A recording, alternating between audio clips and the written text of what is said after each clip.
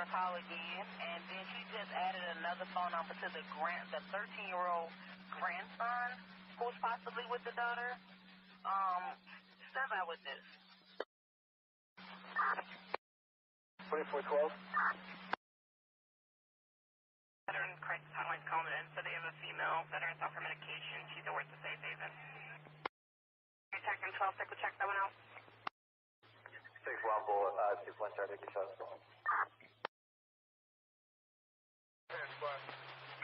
Officer still stands for talk? No. Offender in custody?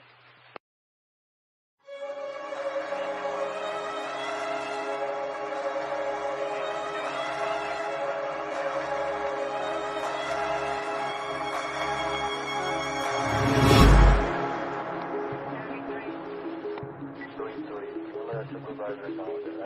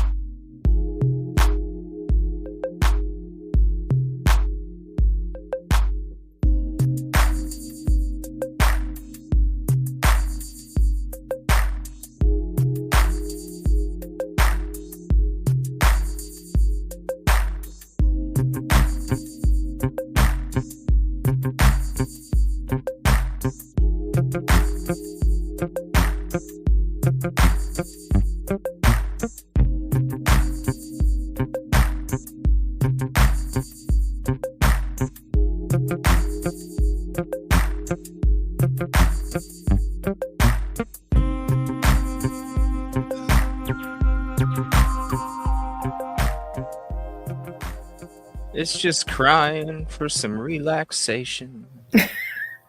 That saxophone is just crying. I'm relaxed.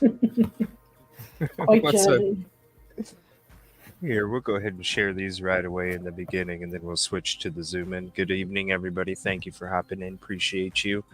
Um, we just had a tornado warning get done with about 20 minutes ago, and then some flash flood stuff going on, and a lot of the hurricanes kind of right over us. So if something just happens out of nowhere and then it's just sitting there, we might just have to figure something else out. But Right? we're rolling. We're rolling. I didn't want to miss tonight. I missed you guys last night. I appreciate you guys' patience. I needed a break. I got a nice break, got some good rest, Very uh, good. and woke up and just did a whole hell of a lot of work today and had a whole bunch of energy to do it. So thank you. I appreciate you. Got a lot of stuff to get into tonight, too. Yeah. A lot of stuff to get into tonight. The mom has a couple posts out. I want to shout out Rob and Millie Joy. I'm going to share that service with you. So if you guys wanted to watch their service that they had on Saturday, we're going to share that link with you too. So you can go shout them out, go support them. Awesome. Appreciate them so much. We're going to be talking about the Africa trip. I want to say shout out JLR and Magnolia. They do an amazing job out there. Mm-hmm. And when it comes to their investigations, I feel they're top notch. That's why I say they're the MVPs. So when it comes to anything that they report or that they discuss, I'm always all in. And so if something gets brought up and I bring it up on the show previously, when it comes to hearing what they've investigated, I'm sorry. I'm going to trust them over somebody else saying, I'm not involved. I Right. just, you know what I'm saying? I just can't do that. Right. So shout out to JLR and Magnolia. Appreciate them. Shout out Agatha May. Mm-hmm. We're going to play a little tidbit of something that Agatha May is going to have coming out for us soon. Shout out to her. Very interesting when you look at the timeline of events and how everything has gone down recently. Absolutely. Isn't that right? Mm-hmm. Also, we're going to give you a little teaser about the Fisherman story. Now, we went in, if you guys, I made a playlist link for you guys. This is the Exploring the Case with Special Guests. We have part 1 and part 2. We just did part 2 a couple nights ago. We're going to be having part 3 tomorrow night, where we got into the Fisherman's story and / Alibi, whatever you want to call it, in episode 2. If you missed it, you definitely want to check it out. And I'm telling you right now, you are not going to want to miss episode 3 tomorrow night when it comes to all the inconsistencies of that story. And shout out to Trey, Narc Divers. He's going to be joining us on tomorrow night's show. Me and Trey are going to go out and show you guys the Fisherman's story and Alibi.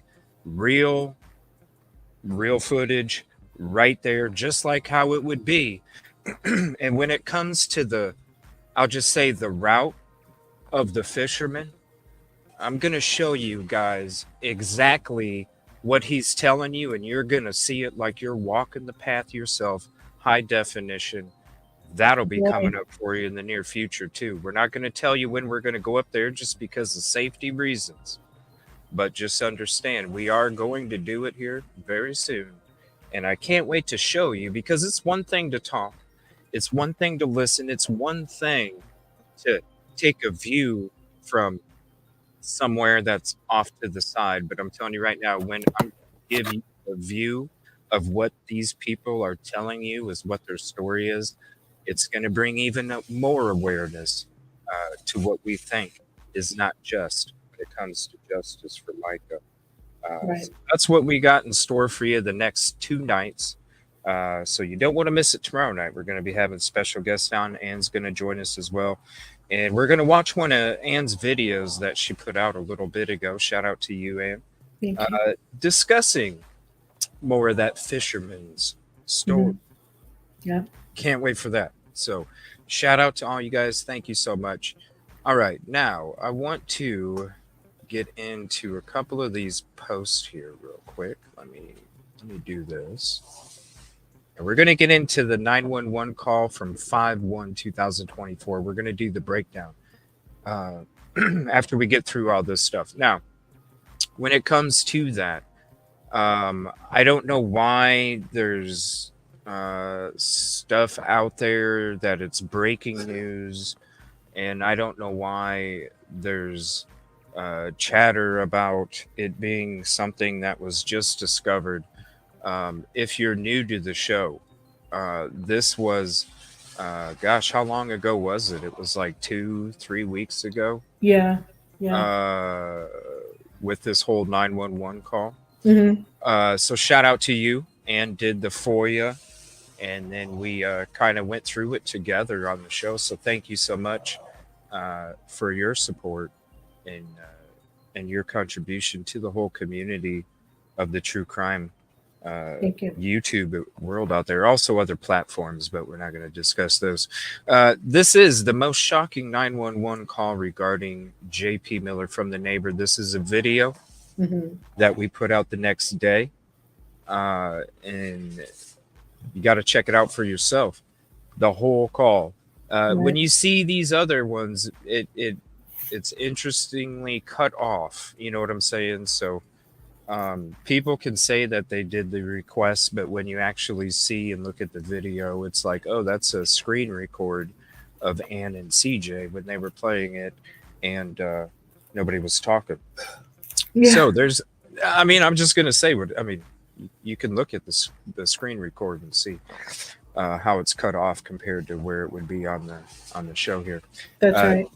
JP's alibi is torn to shreds with the latest 911 call. That's where we got into it even more the next night. That's where we went through the incident report and the 911 call. But really, we just focused on a couple of the key words because they were shocking. But we really didn't break it down. We really didn't break it down. We really just went in about the alibi being blown. And then there was some key words in there. But tonight, we're actually going to break it down for the first time. So that way, and I know I think we mentioned it like a week and a half ago. I apologize. There's a lot of things that come up when I'm doing what I'm doing. And so we are able to get to it tonight. So I appreciate your patience for that too. It's going to be crazy. Trigger warning, y'all. Just giving you a heads up, trigger warning, because a lot of the stuff that gets mentioned is horrific. Even the words being spoke is horrific enough when it comes to what's being said. So that is what we are going to do tonight. All right. So let me share a couple things with you guys. Let's see here.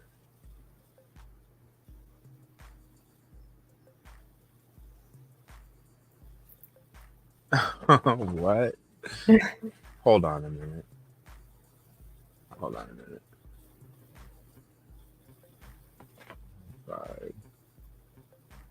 Are you serious? What happened?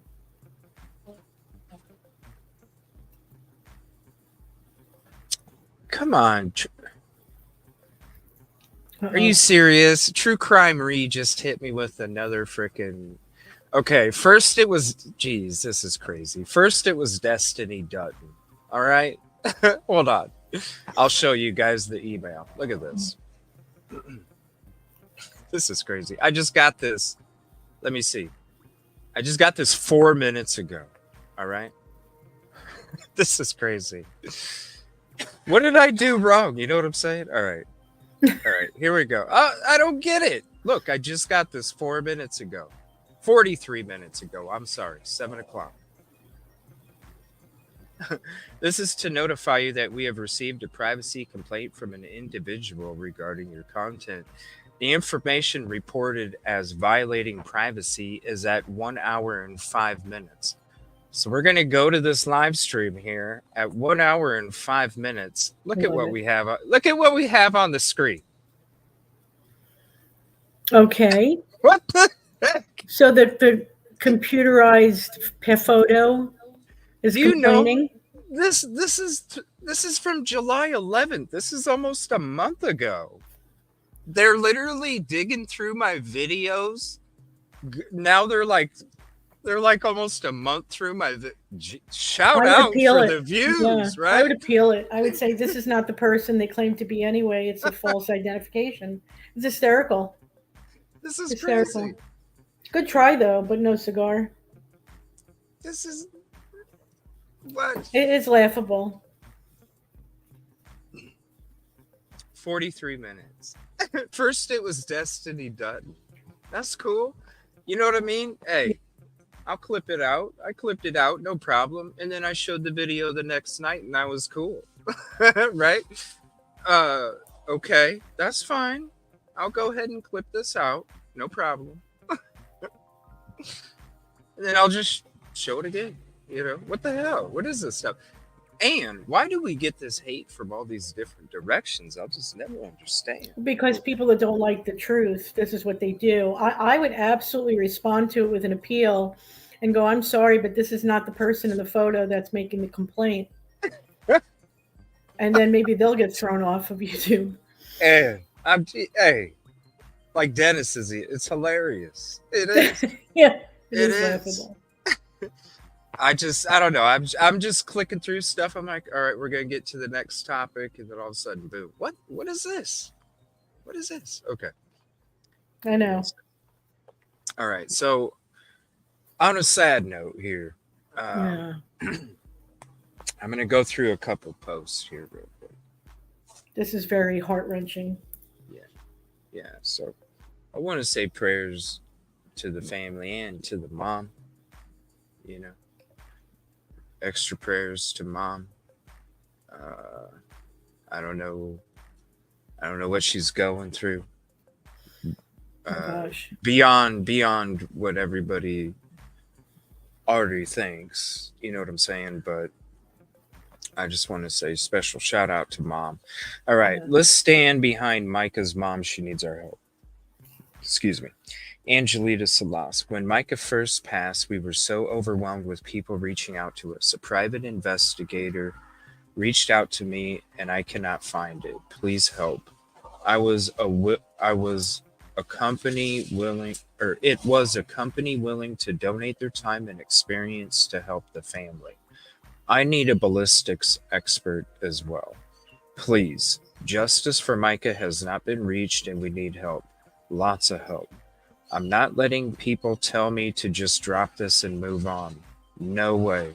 Not after everything Micah was put through. The guilty parties are not going to get away with this. God saw everything. God heard everything. Please help this mother get some much needed understanding as to who and what happened to my daughter. Micah did not take her life.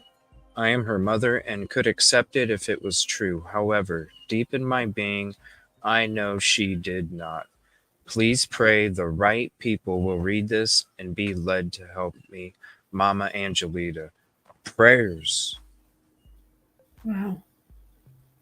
And I hope, especially a ballistics expert. Yeah. When it comes to that medical examiner report, go look up the medical examiner report from South Carolina for Stephen Smith and how they ruled that a hit and run. No. It's the same kind of thing. Look at the medical examiner's report. What does that tell? We've already looked at it before. What does it tell you? Something shoddy. There's a hole in the exhaust. Somebody said Detective E has reached out to them, so that's a private investigator, I'm assuming. Okay. Good. I'm wondering if maybe when with the going back and forth with Jack Fox, he's got a lot of connections in the law enforcement arena, and maybe it wouldn't be a bad idea to ask him if he's got any friends in the ballistics that would help. Hey, and you know what? I think with me and Trey going to do that, when it comes to the story of what took place out there or what somebody said took place in the events and how it happened, right? I'll make sure to send that to her, so that way she has a copy of it too.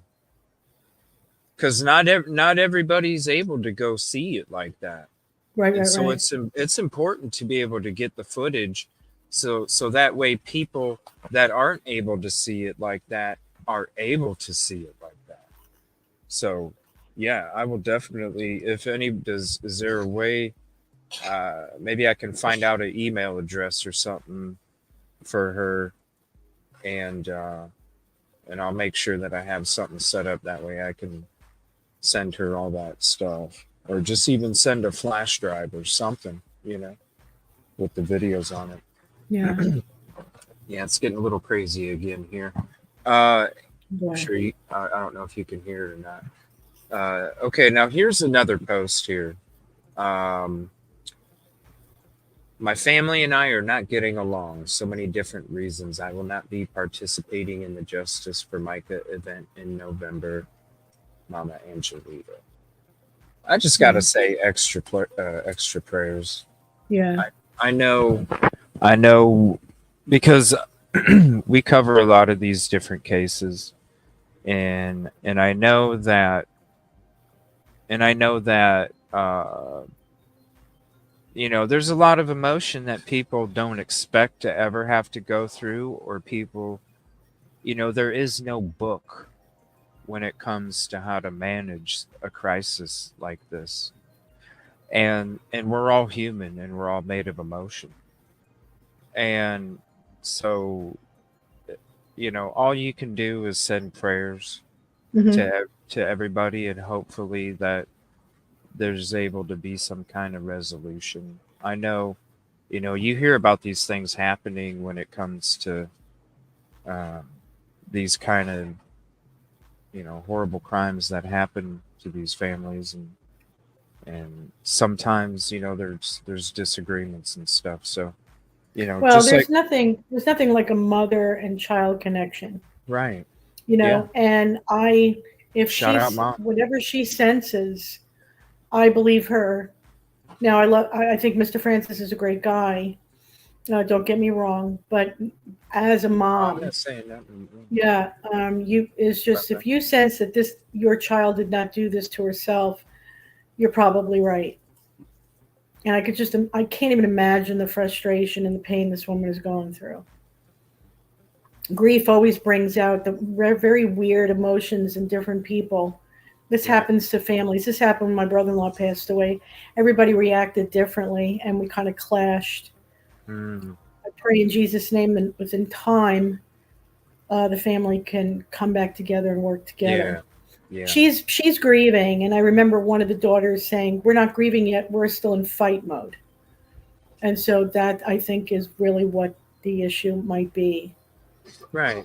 Yeah. But they definitely love each other. You can tell Yeah. they loves each other. For sure. For sure. And it's that mother's instinct. She knows her baby. Who does the baby usually first run to? Mama. Right. So I couldn't imagine either. But I have to say that I'm very grateful that the family is in fight mode as well. That helps a great deal. It does. Mm-hmm. Let me see here. I want to switch to this. I want to say shout out Rob and Millie Joy. Nice. Yeah, great page here. Church 14. Go hit that like. Go share it with the community. You can actually watch the services from Facebook. So right if you're never able to make it, you can still make it here online. So definitely go hit up that link too. Shout out Rob and Millie Joy. They're beautiful people. Always have been. And, definitely got to shout them out. It's unfortunate to see that, like when we covered the article, the church war article, there was no church war. If there is a church war, it's not Rob and Millie. Right, exactly. Very good. Mm-hmm. Because I'm not saying there's not other people out there that are trying to collect a congregation. Right, I'm right. just keeping it real. You know how I am. But at the same time, Rob and Millie aren't that. They have never been out there uh, promoting people to come to their service or anything like that. That's right. That's not the case at Not all. poaching So, members at all.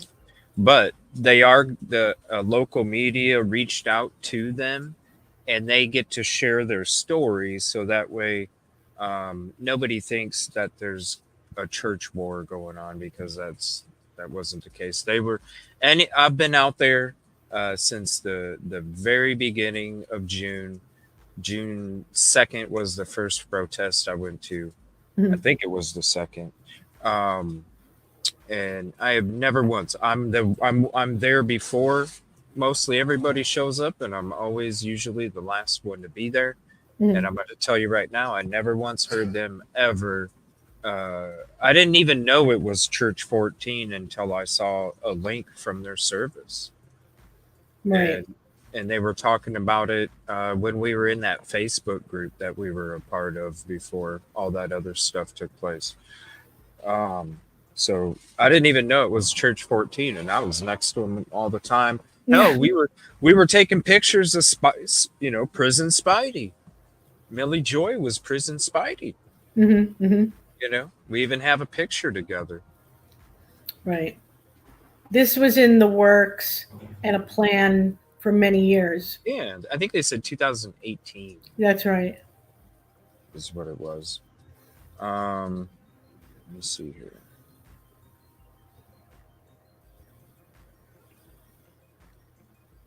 Right here. Yeah. This The is event in November, if I'm not mistaken, CJ, that's in Myrtle Beach as well, isn't it? I think so. I'd have to look at the post. Yeah, that's us right there. Me in Prison Spidey. You can still tell it's Millie's hair. Yeah, me in Prison Spidey. It's good stuff. Too funny. Yeah. Yeah. So, let me see here. I have it somewhere. I know it's on Facebook, but I have so many links. Let me see here. Where?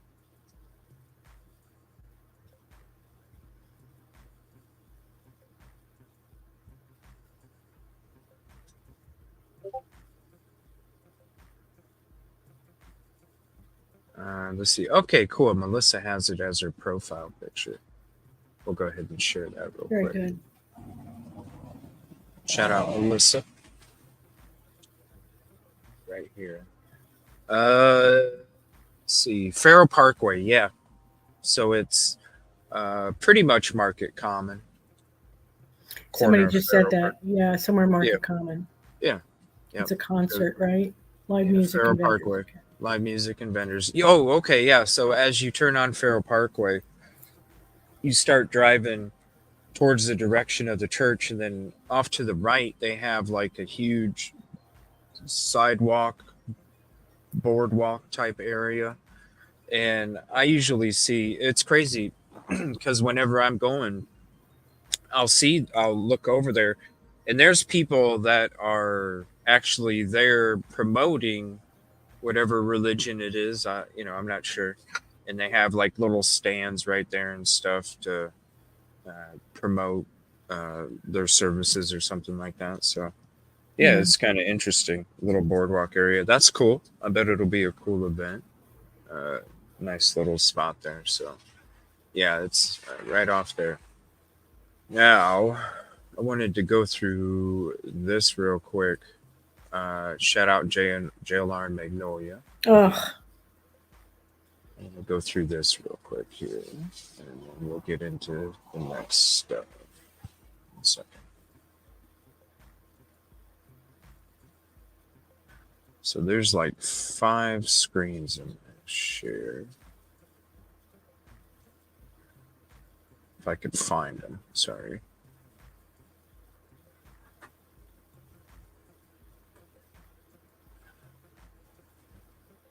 Okay. Oh, wow. That one. this one and this one.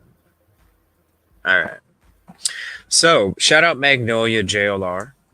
Like I said, when it comes to their investigative work, MVP's top notch. On Sunday, April 21st, Micah met the mission group at the airport to see them off and to give them some of her possessions to gift to the people she wouldn't get to see in Africa.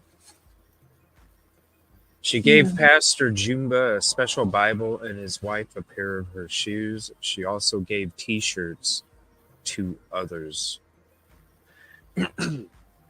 During the week, the others knew Micah was disappointed not to be with them on the trip and worried that their online posts may upset her, but Micah assured them that she enjoyed seeing them. That is until April 25th, when JP told them not to share anything with Micah about the trip.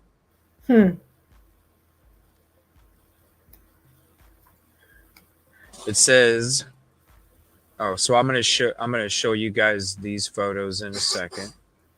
It says, it was on this day that Micah felt she was completely isolated and cut off from the people and the mission that she was so passionate about. Everything to do with the Africa missions was Micah's vision come to life, and JP stole it from her. John Paul Miller. Hey team, please listen very closely. Do not in any way, shape, or form send Micah any pictures or any correspondence at all. Not in any way. I can explain why in person later. Please trust me on this. Nothing goes to her about anything concerning Africa or Solid Rock. Thank you. Already covering up. Now it says, let me see here. It was on this day. It was on this day that Micah felt she was completely isolated and cut off from the people in the mission that she was so passionate about. Everything to do with the Africa missions was Micah's vision come to life, and JP Miller stole it from her. Now, how many stories have we heard about JP Miller building somebody up, and then when they get the credit and he doesn't get the credit, he cuts them off? Right. Right here. Yeah. Same thing. On the way back from Africa on April 28th, the mission group was informed that Micah had committed self-unaliving the night before. This is the news they came home to. Some of Micah's friends in the mission group helped her immensely in the last few months of her life. They gave her a place to stay when JP took everything from her. She shared her dreams with them of moving to Africa for 4 to 5 months at a time to do mission work. These same friends are speaking for Micah now. The FBI is investigating the abuse allegations and everything that led up to her passing. They have all of the information and I don't know what's next after that. Of course, it's always been happening. That's why when people are like telling you there's an investigation update, they're coming hard. It's common sense. Yeah. Okay, there's a few things that I want to get through here real quick before we get into the 911 call breakdown. It's not news. It's been out for a few weeks. But there's a secret Facebook group that is going to be brought to light. Yeah. Agatha May Detective Agency, if you all know and you've seen her channel, you know she does an amazing job. Yes, she does. I'm going to share that with you real quick. Right on here. Now, like I said in the beginning of the show, when it comes to the events of everything that's happened in the last few weeks, from different directions, and the stories we will always share with you, as long as it involves us, and we are part of it, some of the stories that we shared about the weird things that have been happening, especially in the last week and a half, 2 weeks. Right. Agatha May, what are you about to blow open, Agatha May? She is a clever chick. She is amazing. We all love her here. We always have. Special shout out, Agatha. Special shout out. Right. And I want to share this with you guys. If you're not subscribed, please go do so. And you need to sub up now. And I'm telling you that because you're going to want to watch what she's investigated and what she's about to drop for y'all. The devil does attack you when you're trying to be about the truth. Right on. And doing it the right way. Mm-hmm. But at the same time, when people play that game, it does come back. I'm just saying. All right, check this out, y'all. And I mean more than I've been sitting on something for a while, and I mean more than my abundant backside. I've been waiting for the right time to release this series, and now's the right time. A source has been sending me information on a hidden Facebook group. This group broke off from the Justice of Micah group because, according to them, they are the sane ones. It's the rest of us who are just a bunch of silly wackos. Isn't that right, Ann? It's just a bunch of us that are a bunch of silly wackos. We're wackadoos. Oh boy. Oh boy. Yes, ma'am. It's what happens when you mess with real investigation people. Right. We may not have the title or the degree. It doesn't mean we don't have the mind and the ability. Some of us do have the degree. Some of us do. Mm-hmm. Yes. But people like me, hey, it's coming from experiences in my life and common sense mixed together. Mm-hmm. School of Hard Knocks. Yes. This is going to be nuts, y'all. Now, this is the first one. I changed Right? the names of those. Whoops, sorry. I'm sorry. No, I'm very sorry. This is the first one, right? No, this is just the little teaser. The little teaser. Okay, because it looks like a part 2 just came out, just so you know. No, it didn't. For real? Did it really? Yeah, let me confirm it, but I actually saw something. Okay, this is chapter 1. Yeah, I think chapter 2 is out. Oh, hell no.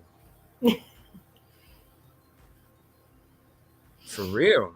Yeah. Are you serious? Yeah, yeah. It did. 1 hour ago. Mm-hmm. All right. Well, we're going to watch this real quick. Okay. I've been sitting on something for a while, and I mean more than my abundant backside.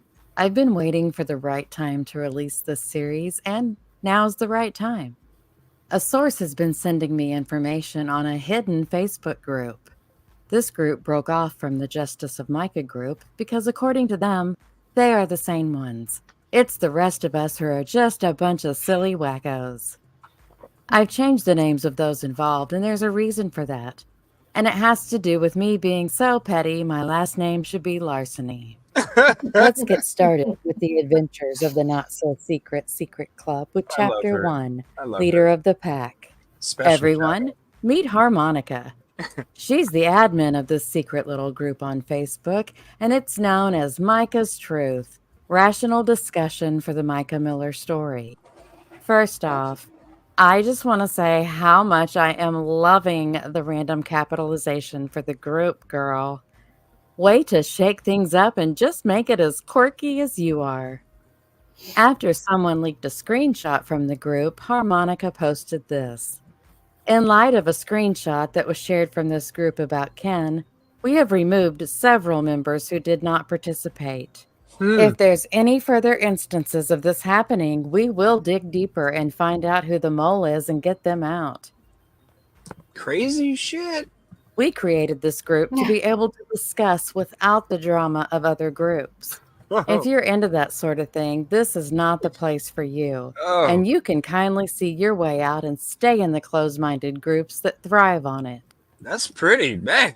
That sounds crazy, don't it? Doesn't that sound crazy? That sounds like unifying and justice for Micah to me. That sounds crazy, don't it? You know what's crazy is some of the text messages that I've been getting from some of these people. So nasty and vile. I'll share them. Well, I'll share yeah. the screenshots with you if you want me to sometime. I'm just saying, they're nasty and vile, yo. Some of these listen, if you guys knew what took place in the background that we don't even sit there and talk to you about, I don't think. Never mind. I'm gonna keep my mouth. When Lou Bega sang about a little harmonica in my life, he did not mean this one. It really sucks that someone posted a screenshot from her group. I'm not sure how to tell her about the hundreds of screenshots I have. Uh-oh. Awkward. Uh-oh. Seeing as how there's only about 30 people in her little group, Harmonica won't have to dig much. But what if it's not one of the non-participants? What if it's one of the superstars of your group, Harmonica? Uh-oh. What if it's Mina or Byton or Crispy? Crispy too. Betty, Dilly, Pastor Dilly, Bashley, Litany, Splina, Wendy, Bolivia, Benifer, Bean, Dim or the other Dim, Zebra, Daffy, or Skew Time C. I'm CJ, not C. So many fun names. Let you know. What makes you think you can trust any of them? I'm CJ. You don't actually know them, do you? I probably know more about them than you do. I'll give you a hint. Whoever the mole is was in the group when this post was hot off the press. Ooh. I guess maybe you were a little hasty in kicking out those non-participants, huh? Ooh. So that post is about John Paul Miller's interview he had on News Nation with the intrepid Rich McHugh. Now, you would think that Harmonica is a doctor in real life, but she doesn't even play one on TV.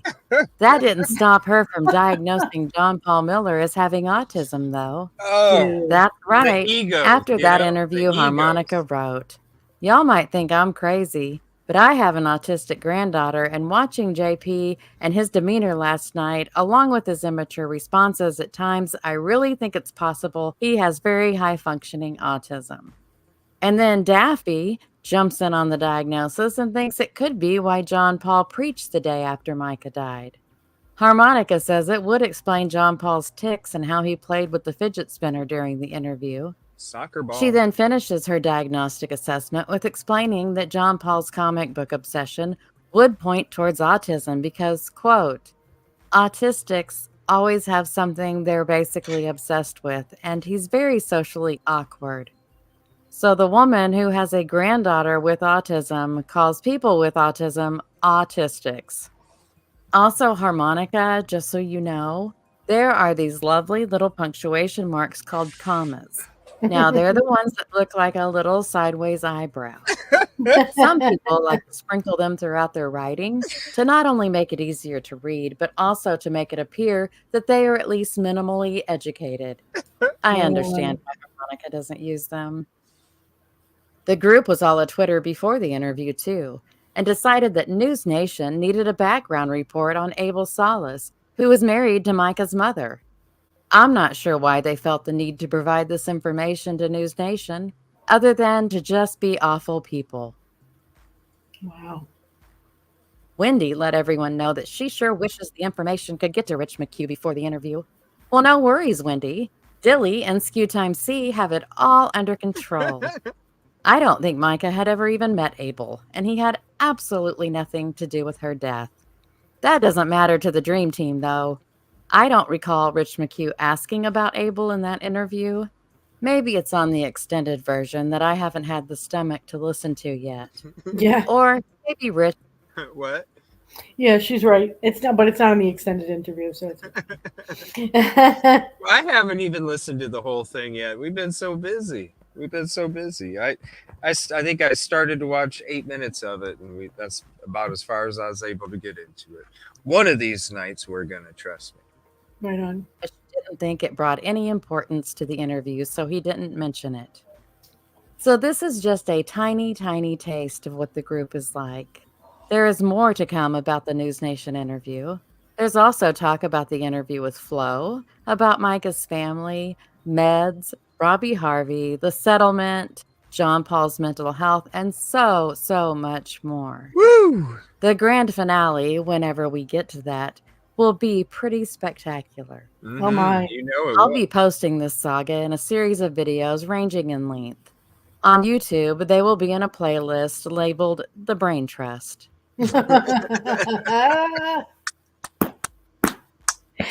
Oh, Agatha, let me make you some cake and coffee. Oh, tea and crumpets. Tea and crumpets, absolutely.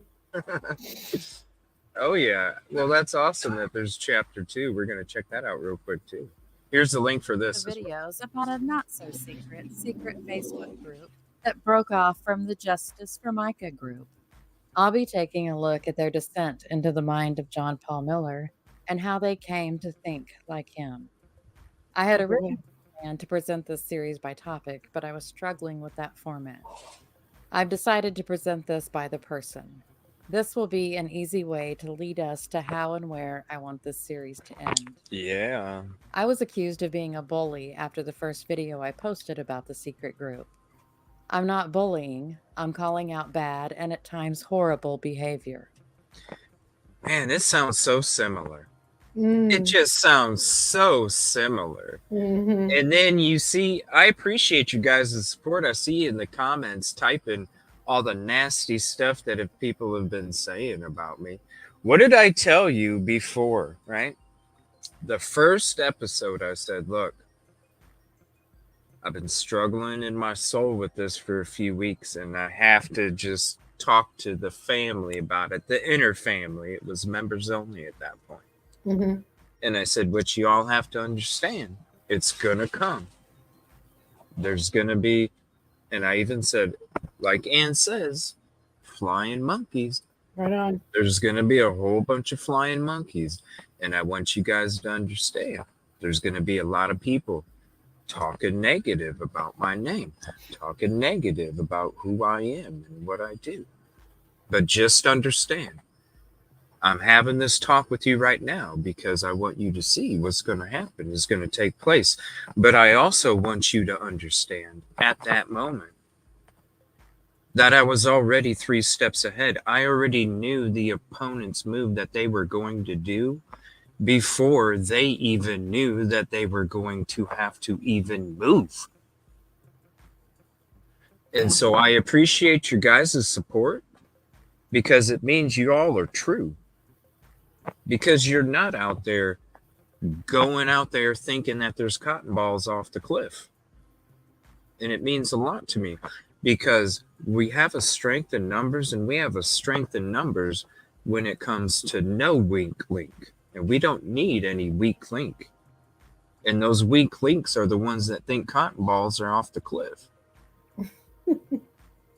Think about all of us in a snow sled together, and we're trying to go down the hill, right?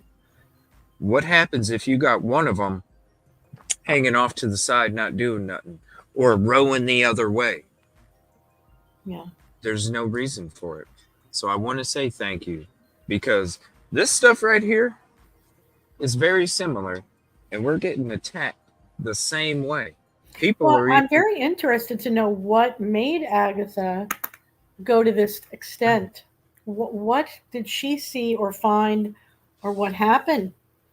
That's what I'd like to know. Nothing that it's the same thing that we did. Nothing, and it's called their own egos. So you feel she was also attacked as well? Because she said something Of about course. being called a bully. Okay. Of course. Right. It's all egos on that other side.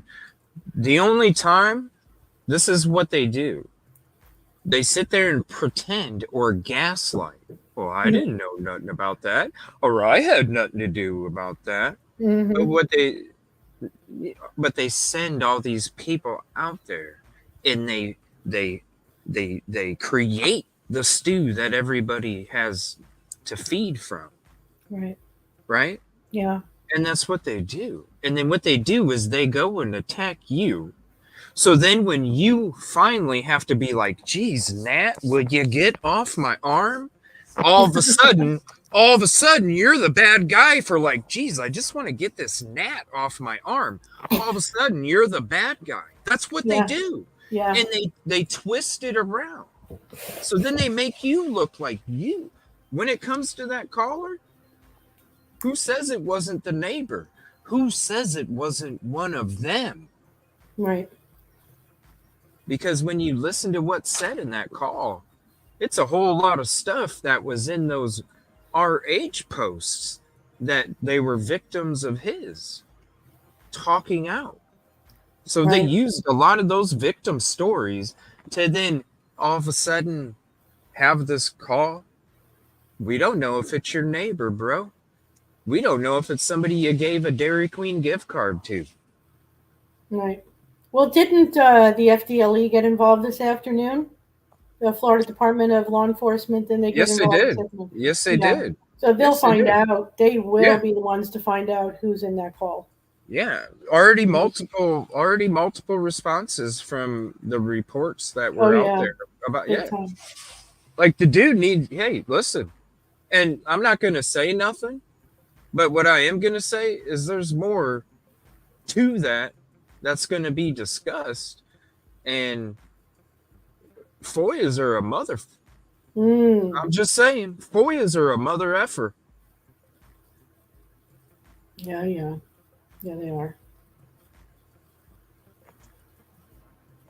So absolutely. Thank you, Agatha, for getting involved. Yes, and I really feel like it's all ego. We weren't doing nothing. We were doing justice for Micah, pushing hard, breaking news, coming out with stuff that can really like help people that are justice for Micah like, yo, this came out. This is not justice for Micah. You know what I'm saying? Classic distraction 101. Like we're doing tonight. We're going to be breaking down the 5/1/24 call where it blew JP's alibi out the water. Right. We got to go back to focusing on, the goal. Yes. We were chilling, doing that stuff, working hard, digging in, investigating. And then somebody's or people's ego got in the way, and all of a sudden, get off me, Nat. And then we're the bad guy.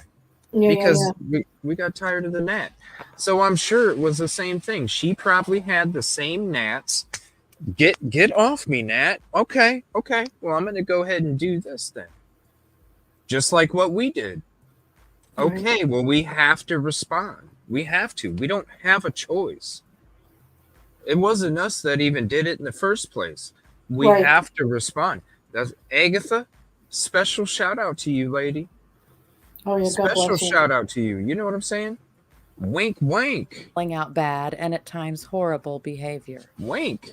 Since we've already learned a little bit about Harmonica, let's make Chapter 2 all about her. One of Harmonica's endearing traits is that she loves to give encouraging words about content creators. She says things like, quote, OMG, I can't stand this one. I ran across this earlier and started watching to see what she had on say. I think she meant had to say. I got a couple of minutes in and had to turn it off because my head was about to explode. Oh, Harmonica is feisty. More of her encouragement is, I can't watch her. She's a full-fledged narcissist. Way too full of herself, and her voice annoys the fluffing out of me. I don't really think she meant fluffing. No. And sadly, Harmonica definitely does not like me, even a little bit. She says I'm a poopster and drama queen. She thinks my videos are worthless and that they have no substance. She also thinks I'm a narcissist and brazen and a heifer. What can I say, Harmonica? Guilty on all counts. You've got me, girl. Thank you so much for that well thought out and well-spoken critique. Guess who you think that they were talking about? How trite. They were talking about Agatha May, yo. Well, they could have been talking about me, narcissistic and, a little fluffy. No. Voluptuous. It was... we're in there. Trust me. I know. All right? Trust me. A big mouth New Yorker. You gotta listen. When you're Agatha, you gotta show off. She's very eloquent. You gotta show. Hey, I had this nat too. All right. I had this nat Your too. way with words is chef's These damn no-see-ums here, Ann, I tell you. Skin's so soft, it saves you. kiss on a lightly powdered sugar-dusted Skin's so raspberry soft. Bismarck. I'm beginning to think Harmonica thinks that content creators are narcissists. I'm also beginning to think Harmonica doesn't quite grasp what a narcissist is. You remember how she knows all about autism? She's also a mental health expert. What a multifaceted woman.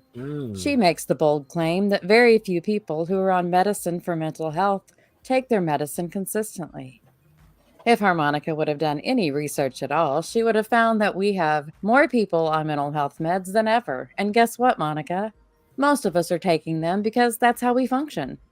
I understand there are some people who have difficulty staying on medication, but I'm not convinced they're the vast majority. Harmonica also has her thoughts on Micah's mental health. She says that John Paul was definitely harassing Micah after she left him, but it was just because he was so obviously desperate to get her back. She thinks that John Paul was concerned about Micah's mental health, but was just too consumed with his pain and emotions to comprehend that his actions were exasperating, and I think she meant exacerbating, her mental health issues, especially since Micah was already off her meds, according to Harmonica. She also says that Micah's death was self-inflicted, and it was because she was sad about her and John Paul's marriage ending. Oh my God, help me. John Paul was wooing. Isn't that ridiculous? Oh, everybody, you know where the flying monkeys come from? It comes from the movie Follow the Yellow Brick Road. Which one? What's the name of that movie? The Wizard of Oz. Right, the Wizard of Oz. Now, do you remember the part where the witch is up in the sky and the flying monkeys are around and the song is going da da da da da da da da da da? That's playing in my head right now as we're listening to this. Because basically they gave themselves up. They are the flying monkeys, because this is the narrative that's been trying to be pushed the entire time by JP and his clan. Yep. So, Yep. God bless you, Agatha May. God bless you. She's awesome. Love she her. She is beyond awesome right now. Totally. Special shout out. Right. Listen, we all, I don't know how it works over there, but over here, we all have people that give us information. You know what I'm saying? And Mr. Francis, thank you for being here. Yes, thank you very much and appreciate you so much. And special prayers. We get a lot of information.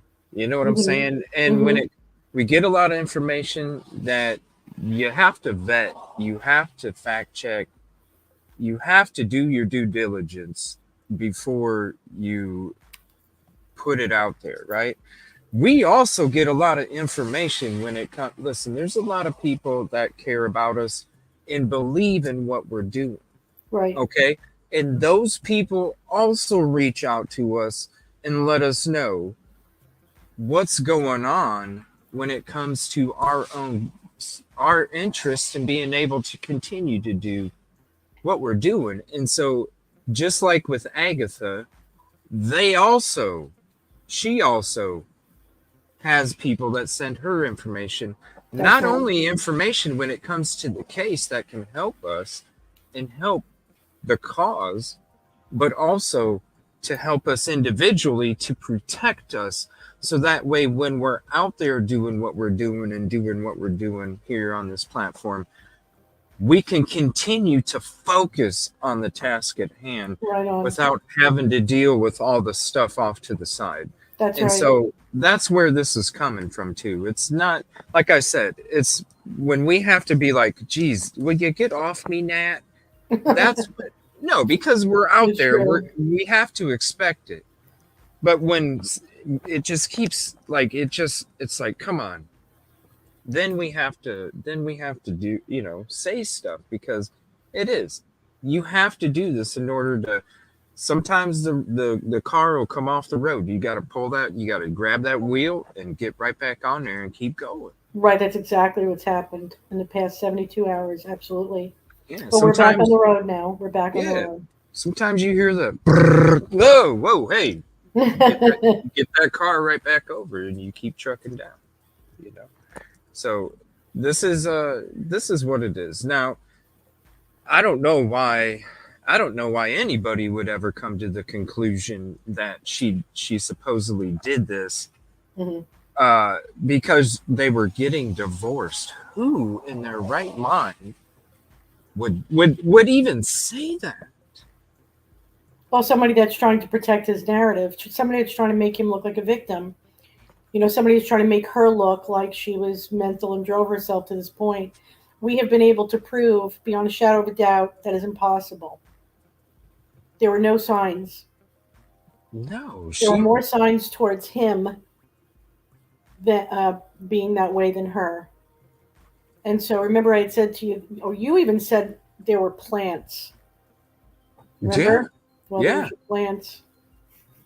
Because it just like, when it comes to like, it's not rocket science. You can see how he was trying to play it out in the court system. If you know the laws here in South Carolina, which I learned in the first week that I was here, I learned the laws of South Carolina because it's important. And as I'm looking at these laws, I'm sitting here going, what the heck? Yeah.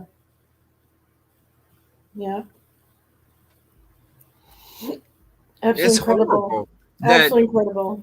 You could get away with doing the things that you're doing, but you realize what this means. Repercussions. They're not there for justice for Micah. You can't be feeling this way and then be there for justice for Micah. It's talking on both sides of your mouth. No, not at all. And you're supposed to be one of the head leaders of it. You know what I mean? That's why I even do the Wolves Among Sheep shows. Mm-hmm. Because, listen, if you saw a wolf out there, wouldn't you want to tell me if I didn't see it? Mm. Like, yo, look, it's hard to see, but if you look right over there, you can see them red glowing eyes and that dark fur, and you're like, oh, shoot. Oh, okay. It's about being aware. Right. So right there's no awareness right there when you come to the conclusion that she supposedly did this because she was getting divorced. Hello. You look at the pictures of her, the last couple months of her life, she's glowing. But wait a minute, she borrowed $5,000 to pay for the divorce, so she's gonna get rid of her life because she's getting a divorce? What?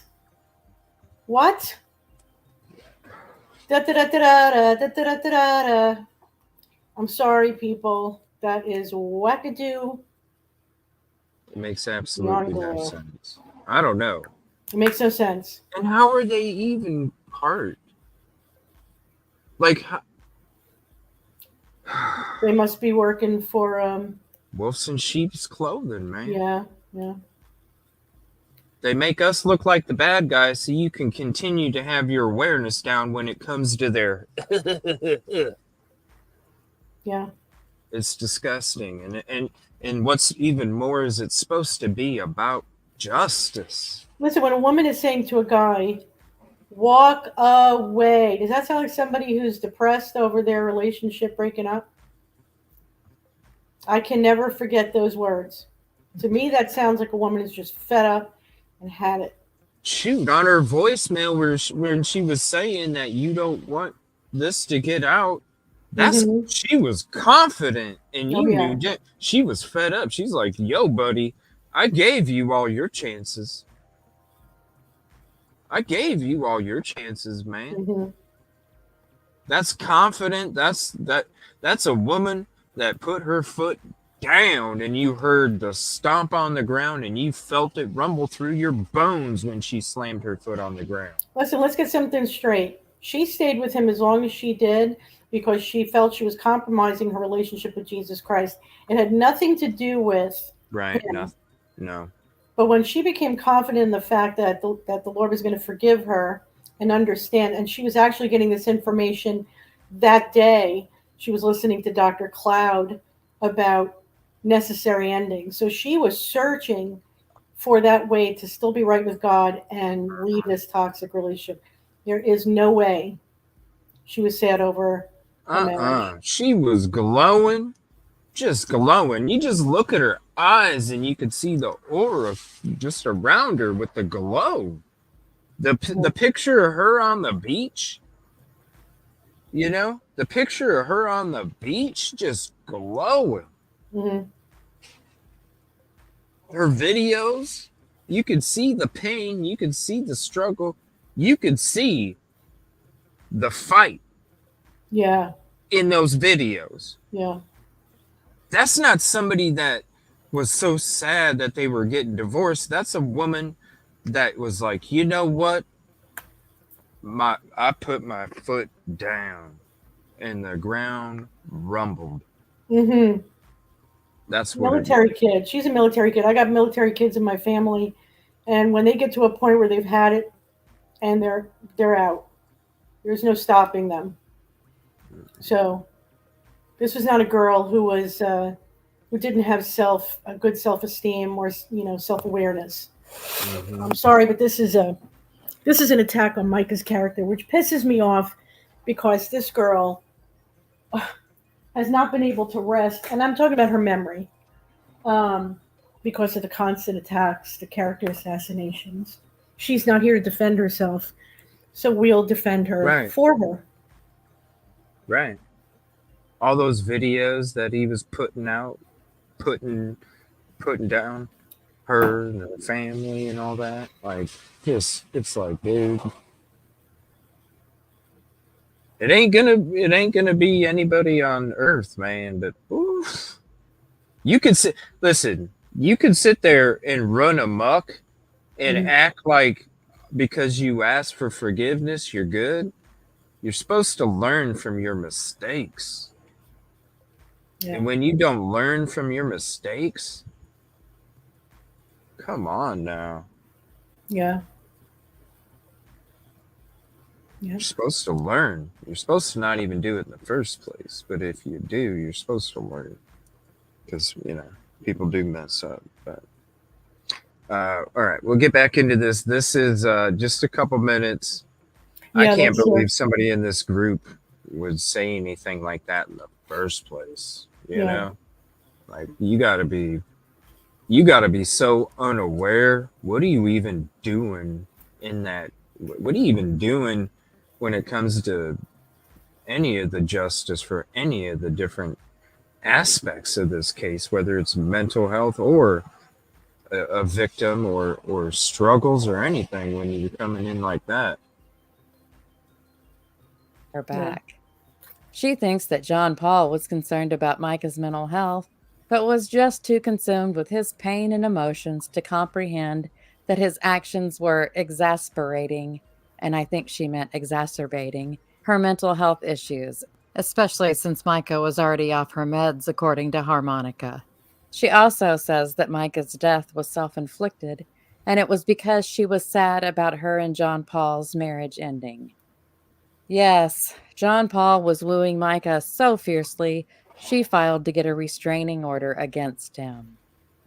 I think Micah did struggle with leaving John Paul prior to leaving him the last time, but she had made up her mind to leave him. Yeah. She was determined and was planning her future. Harmonica should never be a therapist. In fact, Harmonica should never even be a receptionist at a therapy clinic, or even be the window washer at one. Much like the others in the group, Harmonica denigrates the Francis family as much as she can. She is sure that Micah's family are the ones who decided that Micah didn't need medicine, and then convinced her to stop taking it. She said they were, quote, the very ones who examined her body at the funeral home and didn't have enough common sense to be able to tell if she'd had an autopsy. Yes, that's what one of the sisters claimed on Reddit. End quote. Harmonica also says that the family is only in it for the money, and she wouldn't believe anything that came out of their mouths if they had a notary stamp on their lips. Well, look at you with your little jokes, Harmonica. You are quite the cut-up. After the settlement between the Francis family and John Paul, Harmonica wrote this about the money. Quote, I'm waiting to see if it goes to start a school in Africa like they claimed. Not holding my breath, though. Not one of them have. Wow. No, we just went through the whole Africa thing. Mm-hmm. Mm-hmm. Yeah.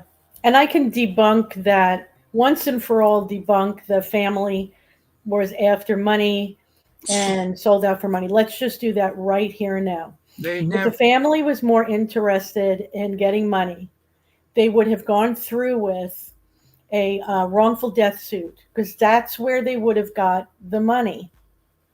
Civil. Okay? Yeah. Civil. That's right.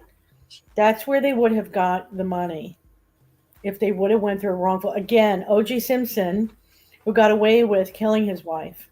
Right. They after that had happened, the family went after him civilly, wrongful death suit, and then they had won quite a bit of money.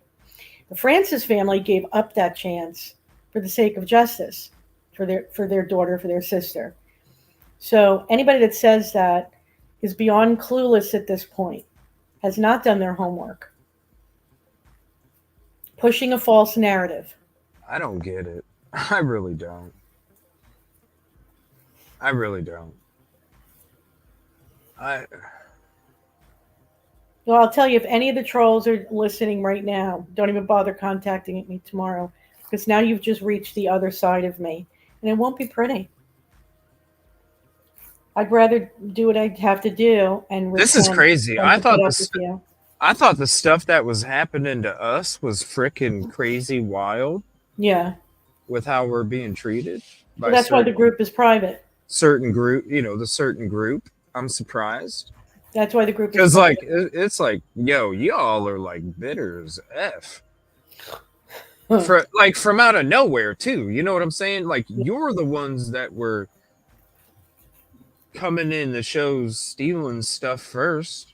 We didn't even take nothing. We even let you take it and act like you were the ones that were coming out with it. It's not, like we said earlier, it's the awareness. But when you sit there and you trash and you discriminate and you do all these vile things to people that weren't even coming after you when they had every right to, what the hell, man? And then Right, this is the type of stuff that you're spewing in these groups? No different than what JP has been spewing the whole time, though.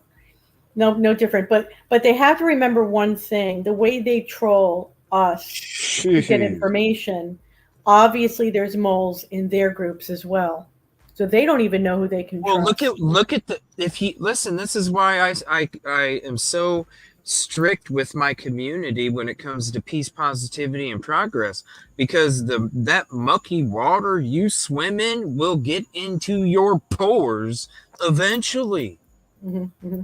I don't let any muck in my community because I care about you all that much. I don't want you to even have muck on your arm. Yeah. I'm serious. Yeah. Yeah. And so imagine, like, we already know the muck that they exist in, because you can only exist in muck to then have that kind of soul to then spew that out in other directions of another human being. Mm-hmm. But it doesn't, I'm not surprised that there's moles inside the muck, because when you exist in muck, you exist in muck. Mm-hmm. And that's what muck does. So you would have to expect that if you're chilling in a stew with a bunch of mucky potatoes, well, guess what? You're going to end up biting on a mucky one, and it's not going to be good. Like, it's all going to be backstabbing and all these other things. I'm not surprised at all. And when this is part of exposure, though. Right. Because these people think that their ego is so huge. I mean, even some of these bigger people, their ego is so huge, and when they get that somebody that's strong enough that has a shield to sit there and push up against it, and they're like, oh, hey, they have to really attack you, because they're used to nobody having the shield and bumping up into them.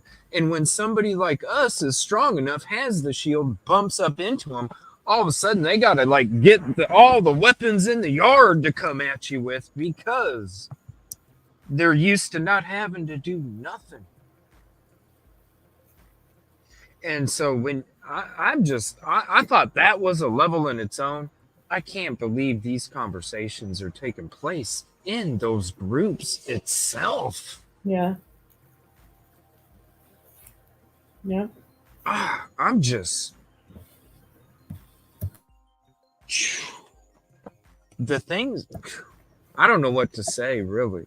I'm not surprised by it because What- this was a prayer answered. I prayed that there would be exposure of the people who were not really standing for the justice for Micah, and here's your answer to prayer. So, when you clean a house and a house really needs a cleaning, it's not beautiful in the beginning, but when it's all finished and everything is done, it looks much better.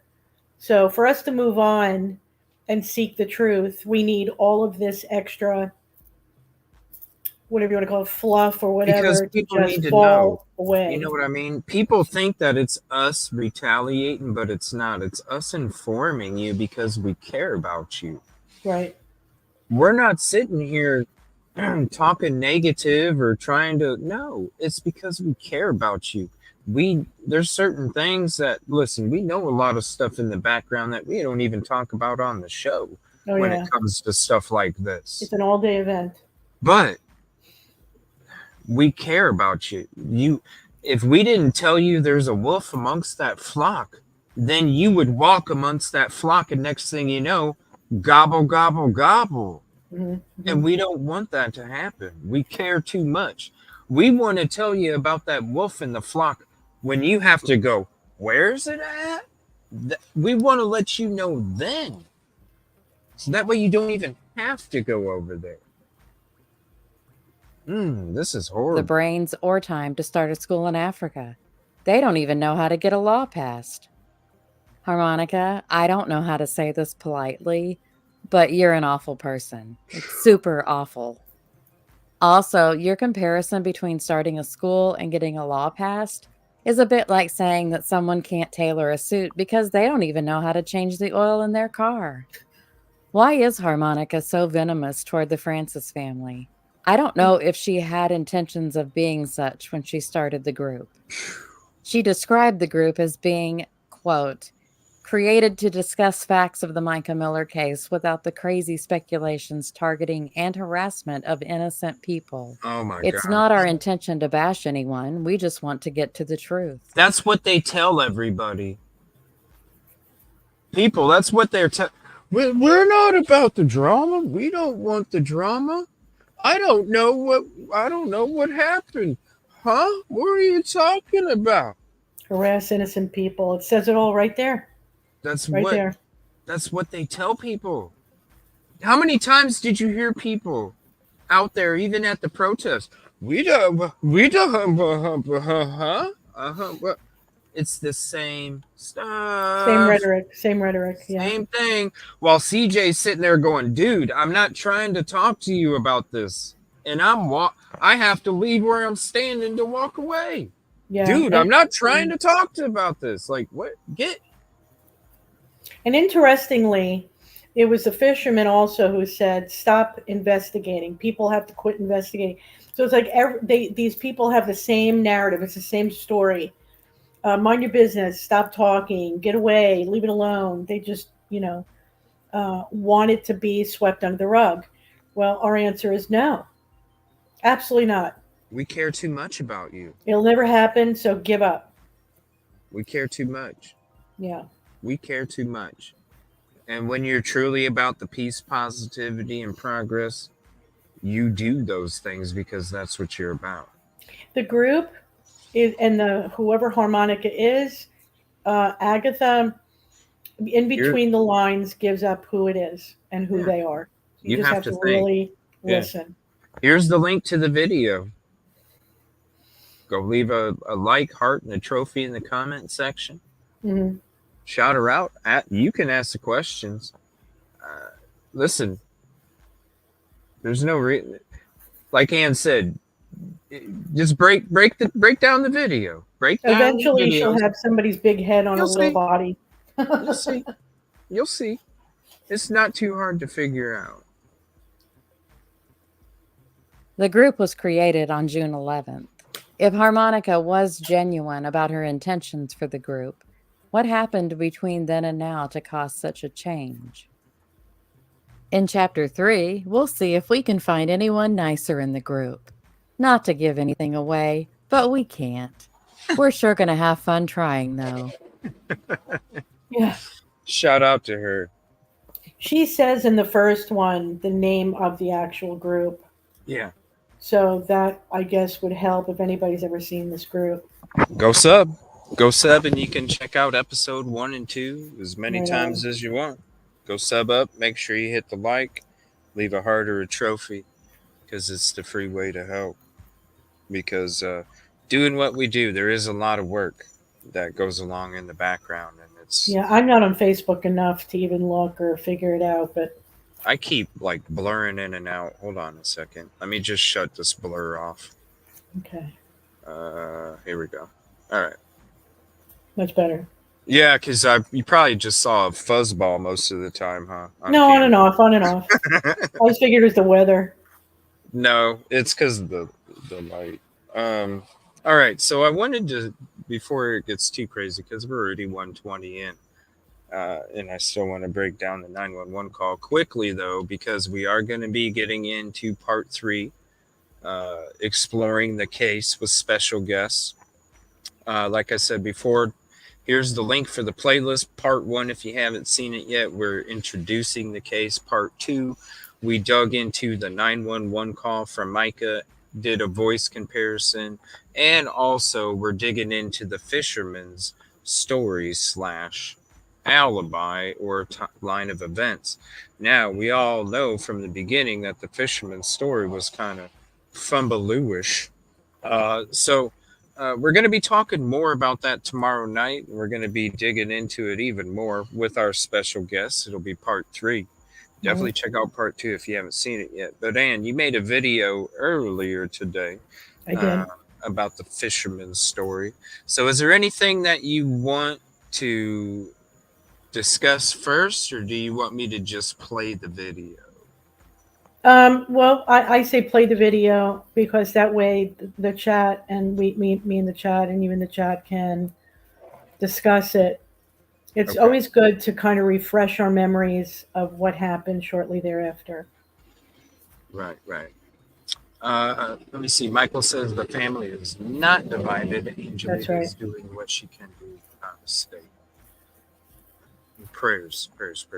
Absolutely. Let me see here. So we'll get to this video. If you're not subscribed to Ann, here is the link to her channel again. Oh, hold on. That's the playlist. 1 second.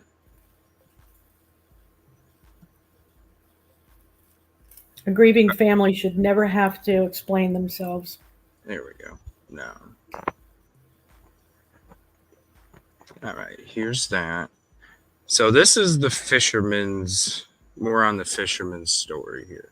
Now, when we get into it, we know there's a lot of, he says one thing, he says this, the fishermen's are giving each other alibis. Oh, I know he couldn't have done it. Yeah, because he walked this way and not that way. A whole bunch of weird stories. Like I said, me and Trey, shout out Narc Divers. I'm going to drop his link in the channel too. Me and him are going to be doing some special work over there at Lombard River State Park here soon. And I'm going to be walking the whole path. And we're going to be going on the boat, just like the fisherman said it took place. And I'm going to show you guys through HD footage. No, it didn't. No. This is how it went down, Fisherman? No, I don't think so, bro. And everybody's going to be able to see it. All right, here's the link to your video. And this is Ann discussing the Fisherman's story here real quick. Please hit the like if you haven't yet. And if you're not subscribed, please consider doing so. But it really needs to be brought up again because it just needs to be brought up. There's certain things about the Fisherman's story that never really has been looked into. It hasn't been really analyzed. And I'm going to go through the interviews that he did early May to the middle of May. I think it's from the 9th to the 21st. I know Flo did an interview, but Flo, I think, did an interview late July or somewhere in there. These are fresh, meaning it's fresh in his. And I'm just gonna stop it real quick. If anybody, this is not new news. There's a reason why I keep a strict policy on the peace, positivity, and progress. Look, there's plenty other YouTube shows out there y'all could be a part of, and I don't care if it's a family member. I don't tolerate disrespect from a family member, and I sure as hell ain't gonna tolerate disrespect to somebody else here in chat either. Right. Family or not, member or not, sub or not, lurker or not gonna do it.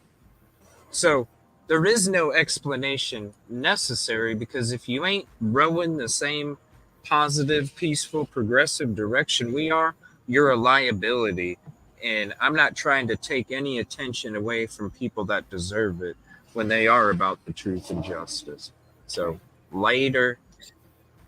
I know Flo did an interview, but Flo, I think, did an interview late July or somewhere in there. These are fresh, meaning it's fresh in his memory what the events were of that day. And I'm going to go over bullet points of each interview, and then we're going to talk about after why is this being brought up now. Okay. So starting with May 9th, ABC 13 News article. Okay, bullet points. I just happened to be there that day fishing, but I would like everyone to know I had nothing to do with this. Heard a faint cry, a real faint cry. 2 to 3 minutes later, heard a gunshot. He was ready to get out of there, but then saw 3 people at the lake on the boat. I plainly asked them, "Did you all hear that gunshot?" They said yes. Okay. A couple of questions I have about that interview. Now remember, this is May 9th. Where are these 3 people on the boat that heard the gunshot, heard the cry, allegedly? Why haven't they backed up his story? And if her cry was so faint, how did you hear her? If you've ever seen any of the videos, Rob did one, CJ did one, the Francis family did. The outside noises of the birds and whatnot, Right, are not soft. They're not quiet. So if somebody's got a faint cry, you'd have to be within feet of them to hear it. yeah. Just It's true, because there's so much. That's why I played the video for you guys. There's so much going on in that nature. So much going on. To hear a faint cry, you were real close, bro. right on. And he says it multiple times. You were real close. Yeah. Especially being back there. You were real close. Mm-hmm. Oh, I can't wait to go out there and show you guys on footage. Oh, I can't wait. Shout out Trey, Narc Divers. I'm going to drop his link in chat here. Speculation, okay? He's amazing. All based on my opinion. Great buddy. But we'll talk about that when I'm done. May 10th, News 13 WBTW. Bullet points. Her bank card, her keys in the bag, a small bauble, credit cards, bank cards, and a few receipts. Maybe 5 minutes. I heard a cry. No, I heard it for 2 to 3 minutes. Then the crying stopped. It was a faint cry. Okay. May 13th, ABC 15 WPDE. Heard faint cry. 2 or 3 minutes, heard a gunshot. He's holding up a phone. Now he's on the lake, or near the lake, I think. This is a news interview, so it's televised. He's holding up his phone. He's showing the map of where he was located. He's literally within the same area where Micah's body is found. He's pointing at it. Right. May 20th, News Nation. Television interview. I heard a cry.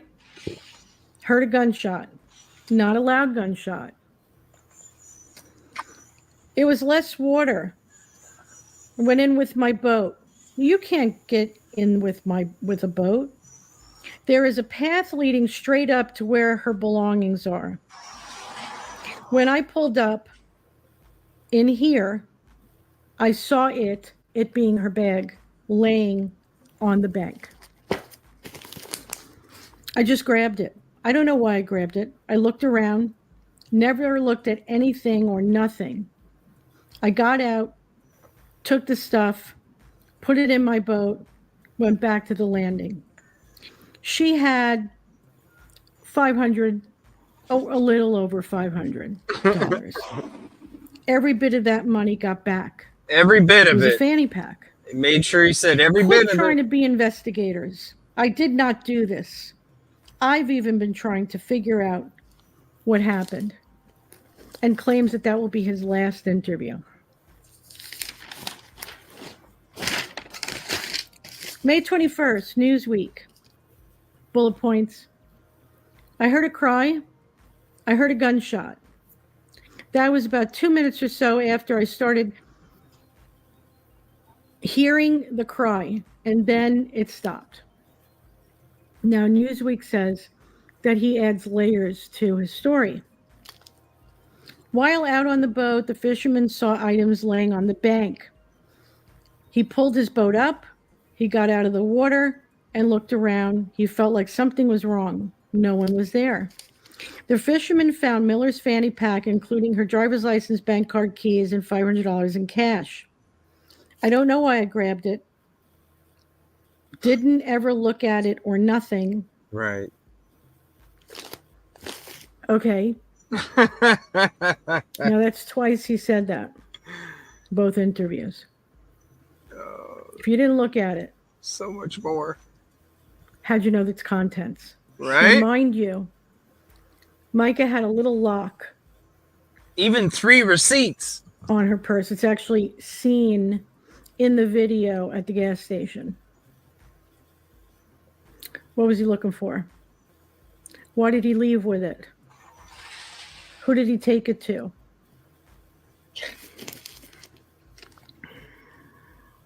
The fishermen believe that Miller came to the water area, which is surrounded by trees, from a path. There was a path ending straight to where her belongings were.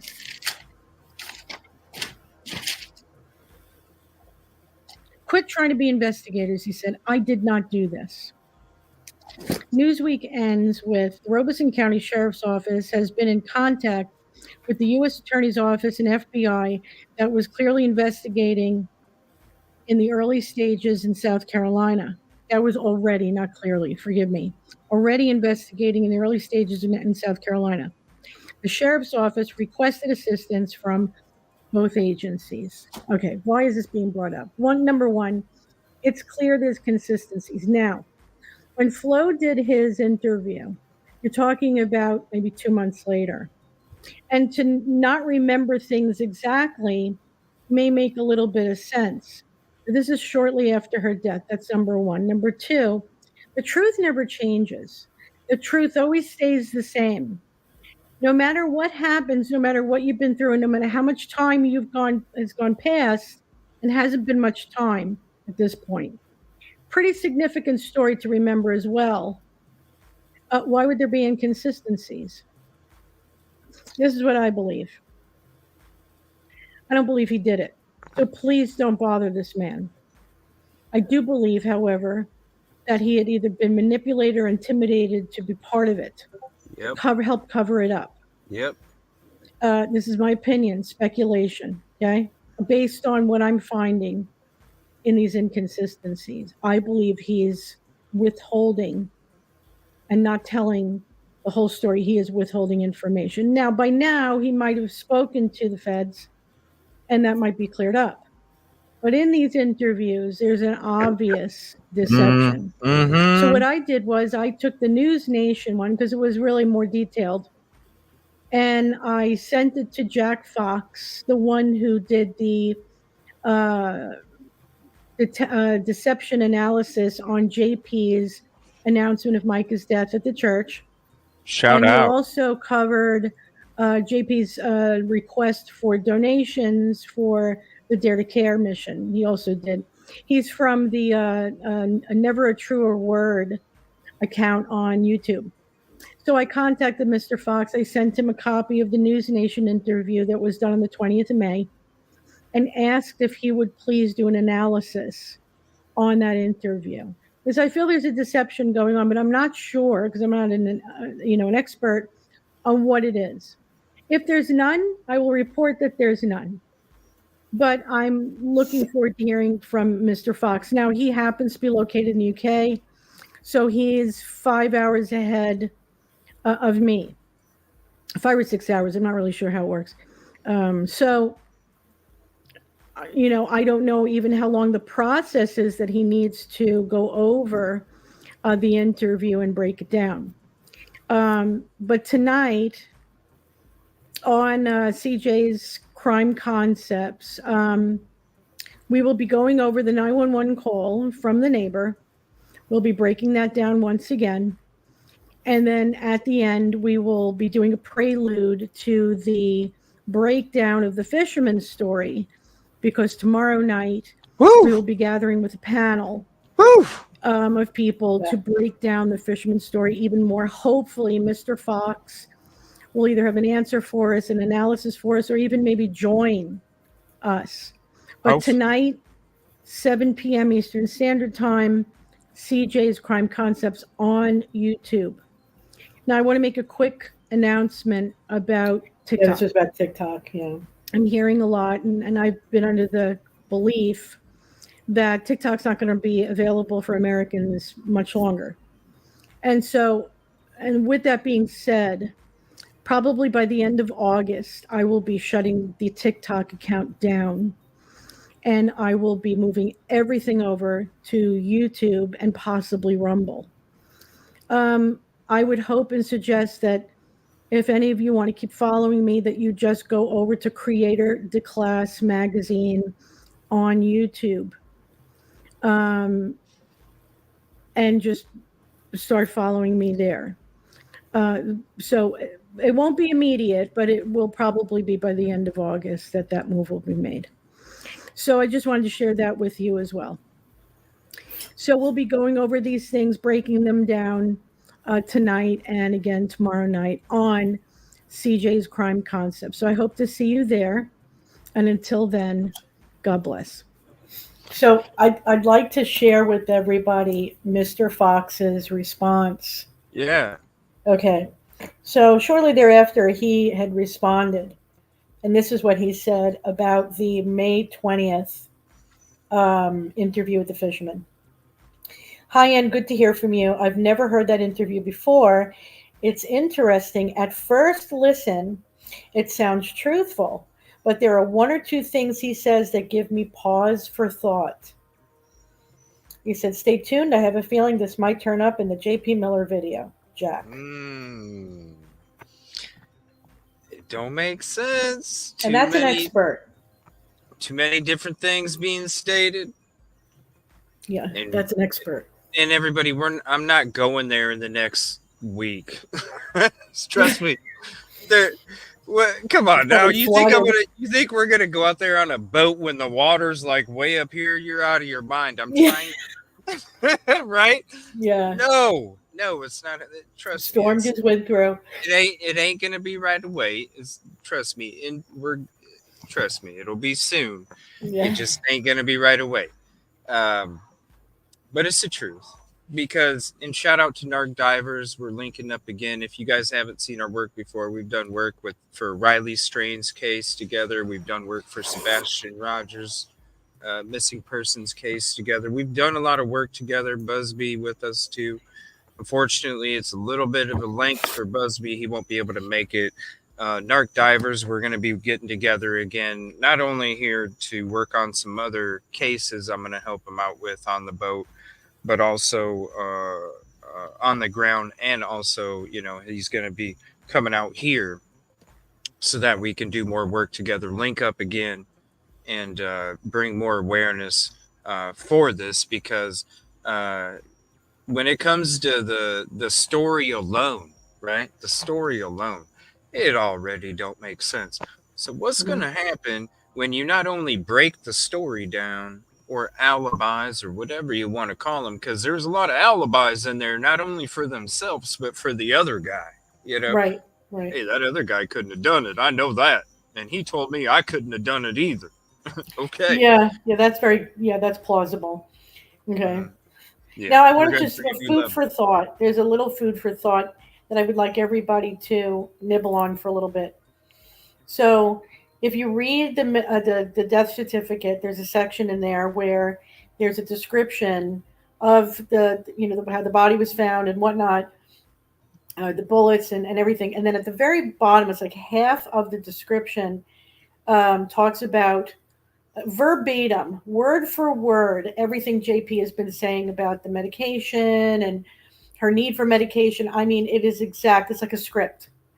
If he had the ability to influence professionals, authorities, law enforcement, to put that down on a legal document in another state, why wouldn't he have the ability to pay this guy off and intimidate him to cover up this heinous crime?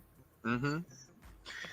Well, it's like we were talking earlier, and I was kind of talking about the area in hard times.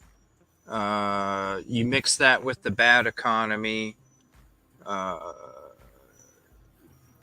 the hard times. There's people that already know. In Listen, fear. that already live in fear. You know what I'm saying? People Right. are down on funds, living in fear. They already know where they exist. I mean, when people are, you don't know where you're in Robeson County, son, like over and over, you know where you're at. During So when, hyperinflation. so if somebody's coming up to you saying, "Hey, I'm gonna give you a little something, and you better not say an effing word," they already know if I say an effing word, I'm probably gonna end up in the same spot. Right? Yes, exactly. Exactly. Very intimidating. Mm-hmm. And again, I'm gonna say it since the first day I heard it. Why in the hell do you need to leave the park to go check a purse? Right. If you weren't if you weren't gonna take nothing out of it because you went through it enough to even know that there was 3 receipts. You went through it enough to know, name off all these different things, 3 receipts. Well, then why didn't you just return it when you were leaving? hmm Well, there were park rangers on scene, so it wasn't like he could say, well, they weren't there yet. No, he even came back. hmm Uh, I'm trying to think of how long it was. It was what, 45 minutes it took him? I'd love to know if that lock was still on the purse when it was given to the law enforcement after. Mm-mm, mm-mm. And I Speaking of wouldn't be him, surprised if the feds are listening to oh us as yeah, well. They're. already. I mean, Yeah. as soon as you turn in information, hmm they already done looked you up. I mean, this is the government, man. you know, Yeah. like they already done as soon as you and we've turned in information before Micah's case. We've come across stuff where I've had to turn it in. Well, I'm glad Uh, you brought that up. That's a great you, segue because I actually looked up can forensics recover deleted data on phones? And they said deleted data retrieval is a fundamental aspect of forensic cell phone data recovery. And this is from Eclipse Forensics. You can oh delete yeah, nothing no, without them finding it. mm-mm. So No, even if there's he a took it and they tried to delete whatever was on her phone or yeah, maybe even her watch, who knows? No go, mhm, buddy. yeah. It's those kilobyte files that get left over after you delete something. It's just a little teeny sliver. It's retrievable. Yeah, so it's like when you go back, you have like an archive on a website where you can go back a week or two later and see what was on there a week or two ago, as opposed to currently. Same thing, little snippets of data that Mhm. don't take much. Um, and shout out to him, never truer word. He did go over. Let me see, where was that at? I think it's a pretty short video too, right? Why The can't he one, talk like a grieving widower? Is that yes, yes. okay? I'm gonna show you guys. Is that okay, or do you want to get into the 911 Oh call no, please go right now? ahead because Okay, it's all right. I want to share very his important. channel, who Ann was talking about, and I would love to have him on with us, discussing the fisherman stuff, really, and even if it's like whatever time he would want to, that would be my schedule for a show. So whatever would be comfortable for him. I want to check this out with you guys. I don't know if you've seen it because I didn't even know of the channel until Ann uh, sent it my direction, and I was like, "Oh, interesting! I love these kind of videos. The analysis and the breaking down. I love them." Yeah, So I we're going to do. check this out real quick. Why can't he talk like a grieving widower?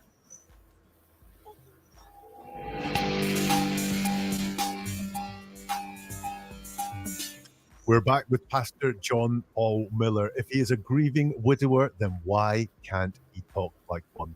That's what we're going to look at Appreciate you in this guys. episode of Never a Truer Word, where we look at the words that people choose to use, see if they're telling the truth, the whole truth, and nothing but the truth, and look to give you the confidence that comes from knowing what people around you are truly saying. Pastor John Paul Miller came to my attention when I saw a video of him announcing the death of his wife, Mika, to his church at a congregation, and it was just bizarre. There's a link in the show description to the breakdown of that, but really it was so strange. I'll recap on the big things that I noticed. Number one, he delayed the announcement. He said, I'm going to make an announcement, and then he spent half the time of the announcement not making the announcement, as if he was delaying getting to Right. it. Quite often happens when we've got something sensitive that we don't really want to say. Sometimes that's a lie, sometimes it's just a sensitive event, but he delayed making that announcement. And instead, he controlled the reaction. He was telling the congregation what to do. He told them not to talk about the announcement inside the building and ordered that they should pray for him and his kids, but not for his dead wife. He led with his worries. Before he announced the death of his wife, he talked about what was worrying him. That was he was going to have to take a bit of a break, and he didn't want to have to worry about the church. I think real self-obsessedness there. Yeah, And keep he created tithing. a distance between himself and the death. He said, I got a call late last night. I didn't know anything about this death until someone called me to tell me about it. And it was up in North Carolina. So the death happened far away from me. And the other thing from that sermon, what was missing? No sense of sadness at all, no sense of grieving. He cannot talk like a grieving widower, and no sense of empathy for anyone but himself and his children. If you are new to the channel, we look at the words that someone uses and analyze them to see what they're really saying. So we don't look at theories or any other kind of evidence, only the words that people use. If you want to get more like this, then press the subscribe or press the follow button, and that way you will get every new episode from Never a Truer Word. Please share this with anyone you think would be interested as well. The like button helps this get to more people as well. And what's coming in this episode is informed by some of the comments on the first breakdown of the sermon. So thank you very much for those comments. Thank you very much for those observations. If you think I'm missing anything, if you think I've got something wrong, do let me know in the comments below or get in touch on social media. All the links are in the show description. So here's some more things that I've noticed from this sermon. My request to you is that you will continue to come to church and serve and give. My request to you is that you will continue to come to the church and search and give. And it's that word give that got me wondering, what does he mean by give? Is it serve and give service, or give to the church, or is it give financially? Now, these churches get a bad reputation, a lot of it justified, and I think this is before he's announced the death of his wife. Is he worried about the money, possible loss of funds or something like that? Please continue to serve and give. I think this is a direct appeal for money, a really strange thing to do when you are announcing the death of your wife. Nick. That's all I can. Yeah, I'm just kind of going adrenaline right now. So. It's all I can. Yeah, I'm just kind of going on adrenaline right now. So, and it's adrenaline that interests me there. Regardless of the scientific facts about what adrenaline does, in words and language, we use adrenaline to talk about things that are thrilling, talk about things that are Interesting. exciting. And Interesting. he's talking Yep. about the death of his wife, and that he's just found Interesting. out about this, and he says he is going on adrenaline right Wow. Okay. See, I, I'm usually picking needles out of haystacks, and I missed that needle. Holy crap! I Right. didn't even think about it like that. That's amazing. He's a needle finder. When adrenaline, you talk about exciting, Hmm. not the passing of your wife. You would be depressed. Like I say, I'm going off of fumes. I never say adrenaline, do I? I say Right. fumes. That's excitement. Yeah. Hmm. Interesting. This guy's awesome. now, a word that is used with thrilling situations and exciting situations. What a strange phrase to use. My wife has passed away. And yeah, it was self-induced. He says, "My wife has passed away." Yeah, and it was self-induced. Self-induced. Interesting use of words there. I've heard of people having injuries that are self-inflicted before, but self-induced. What does induced means? Well, one meaning of induce is started, not finished. Self-induced, self-started. Is this saying that he's blaming his wife for what happened? Did she start something? That's right. Induced is Hmm. starting something. This guy's awesome. Yeah, he is. This He's a guy's. pro. He's a pro. I can't wait, Ann. That's shout out to you for reaching out to him to do the Fisherman stuff too. Yeah. Oh boy. I mean, oof. I always thought it was weird, self-induced, but we say self-unalive, so it never really caught me off guard. Self-inflicted is the real way of saying that.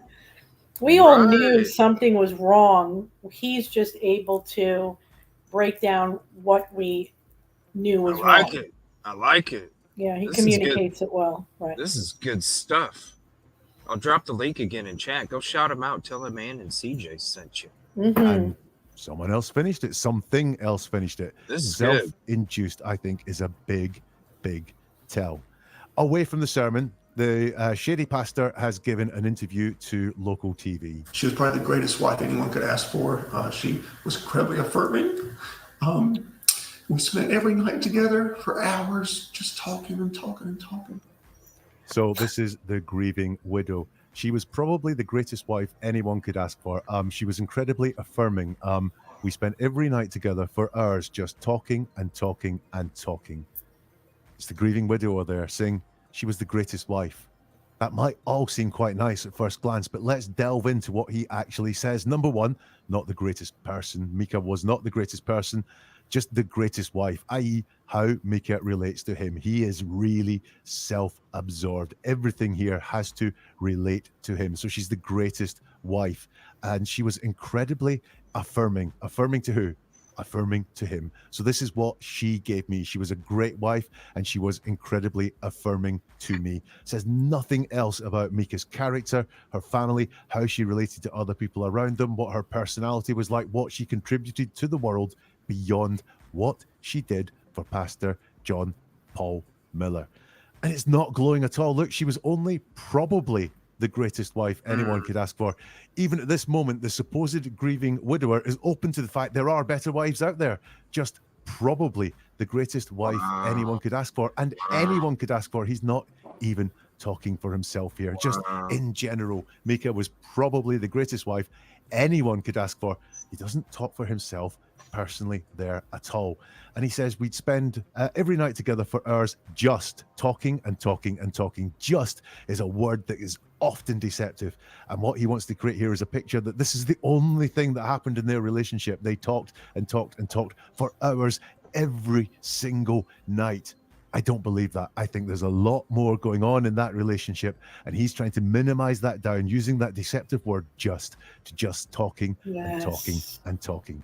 The pastor goes on. She had struggled with suicide before, and each time, helped her through it, took her to her doctor, and we got through it, and everything was fine. And she even gave a few testimonies here at church. We have on video of times where she had battled suicide, but God took care of her and got her through it.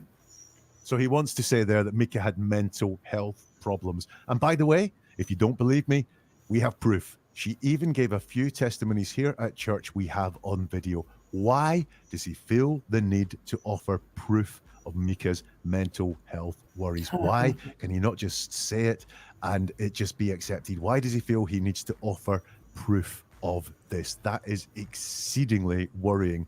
Not just she had mental health problems, but hey, I've got them on video.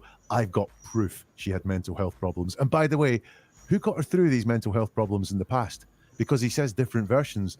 He says at the start, we helped her through it. We got her through it by taking her to a doctor. So we helped her through it. We got her through it. And then he gives God the credit at the end.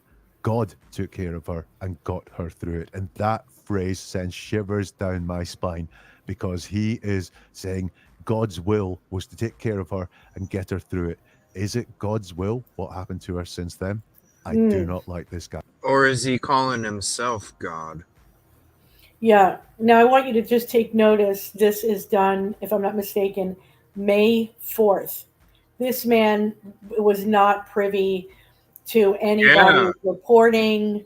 May 6th. Yep. Yeah, right. So there was no reporting. There was no, JLR to watch or CJ to watch or anybody to watch. This is his own analysis, just based on what's being said, without learning what kind of person JP is. Yeah, May 6th. Wow. And after you hear him say this, what's even shocking too is that Charles Randall was praying for JP and asking the congregation to pray for JP when he announced his wife's passing, but not one mention of Micah's name. JP or Charles Randall didn't say Micah. Or the Francis family. One time. Yeah, I think he brings that up. God's will was to take care of her and get her through it. Is it God's will what happened to her since then?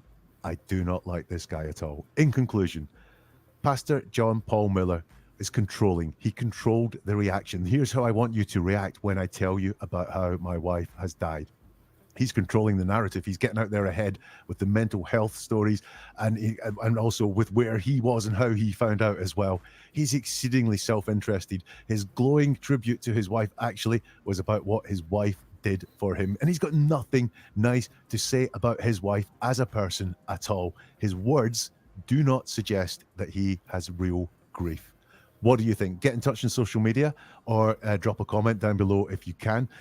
Press the like or the plus button, and that will help this get to more people, or share it with people who you think would be interested in learning more about Pastor John Paul Miller and the red flags that the guy has raised. And by the way, if you like this, then on YouTube or Spotify, you can subscribe, become a member, and you will get exclusive content, early access to the regular weekly videos, and more as well. And finally, there is the link to the video. And there's more. There's actually, he did like a 3-parter just on the announcement of her death. Right around the same time. Once again, it was early May, within that first week. Excuse me. Oh, okay, yeah. Or someone else. Let's see, he did that one. Oh, he did Sebastian Rogers stuff too, huh? Oh, in many cases. Oh, shoot. Because we're going to be having a Sebastian show here soon. I'm going to have to check those out. Interesting. Wow. Yeah, awesome stuff. And like thank the you word for just, I would have never had looked at the word just the way he did and points it out. How minimizing the word just in that sentence is. Thank you for the recommendation.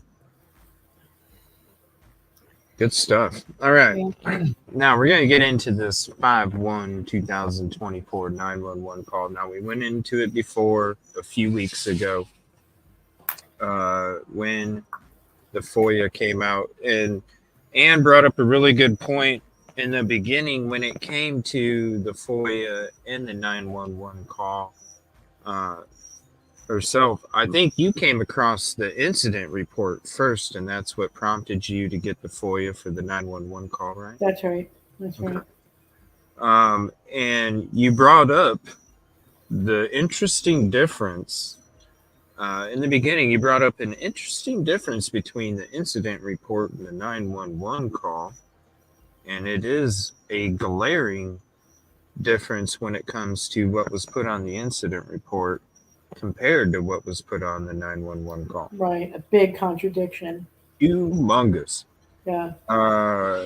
So when it comes to the incident reports, of course they're going to be beneficial, but man, it's almost like the 911 calls are the most beneficial, because I think that's what's going to be completely transparent, what's not redacted, of course. But when you look at this isn't much, right? You have the homeowner advised everything was 10-4. Officers were able to look inside the residence and that appeared suspicious. Owner believes it could have been her husband calling to make complaints on her due to them going through a divorce. And then you see some suspicious wanted person circumstances, vehicle problem. There are a bunch of young Oriental females inside the residence. This is a house where the preacher's wife came up. Now, what's crazy is they just took a little sentence out of everything that that dude said. Basically, right here. Yeah, if you were to look at that, I mean, there's things in there, obviously, that made me go, I need that 911 call. There were shady things, but it was so broken up. And I should send the 911 call recording to Jack Fox, just to get rid of that issue that people have started that narrative of him lying. But anyhow, the 911 call was just chock full of information that did not show up on that incident report. No. That's why when we heard the call, because we checked out the incident report, and then we heard the call, and like the incident report was like, okay, this is weird. Bunch of young female Oriental girls. Boy, when you heard that, I mean, if you guys want to see the fresh reaction, here's the link to the video that we posted. Let me see here. The most shocking 911 call regarding JP Miller from the neighbor. This is the live reaction when we were listening to the 911 call. And I'm telling you, I was shocked AF. I was like, right, detective? I was like, my head was upside down, wasn't it? I was like, what? Like, it was nuts. I almost want to watch it again after the show because it was crazy. So, it was crazy, man. Mm-hmm. No, it did not end up in this incident report. I wonder why. Why do you think, especially when it came to like the trafficking and stuff, why wouldn't that word even be put? It is in there, possible as trafficking up on the top there. Where? And that's funny that you say that. Right here. Right, because that was the reason why. It's not here. It's not here in the text. No, but it's due to them going through a divorce, and if you look below that, right, sheets covering the windows. Yeah.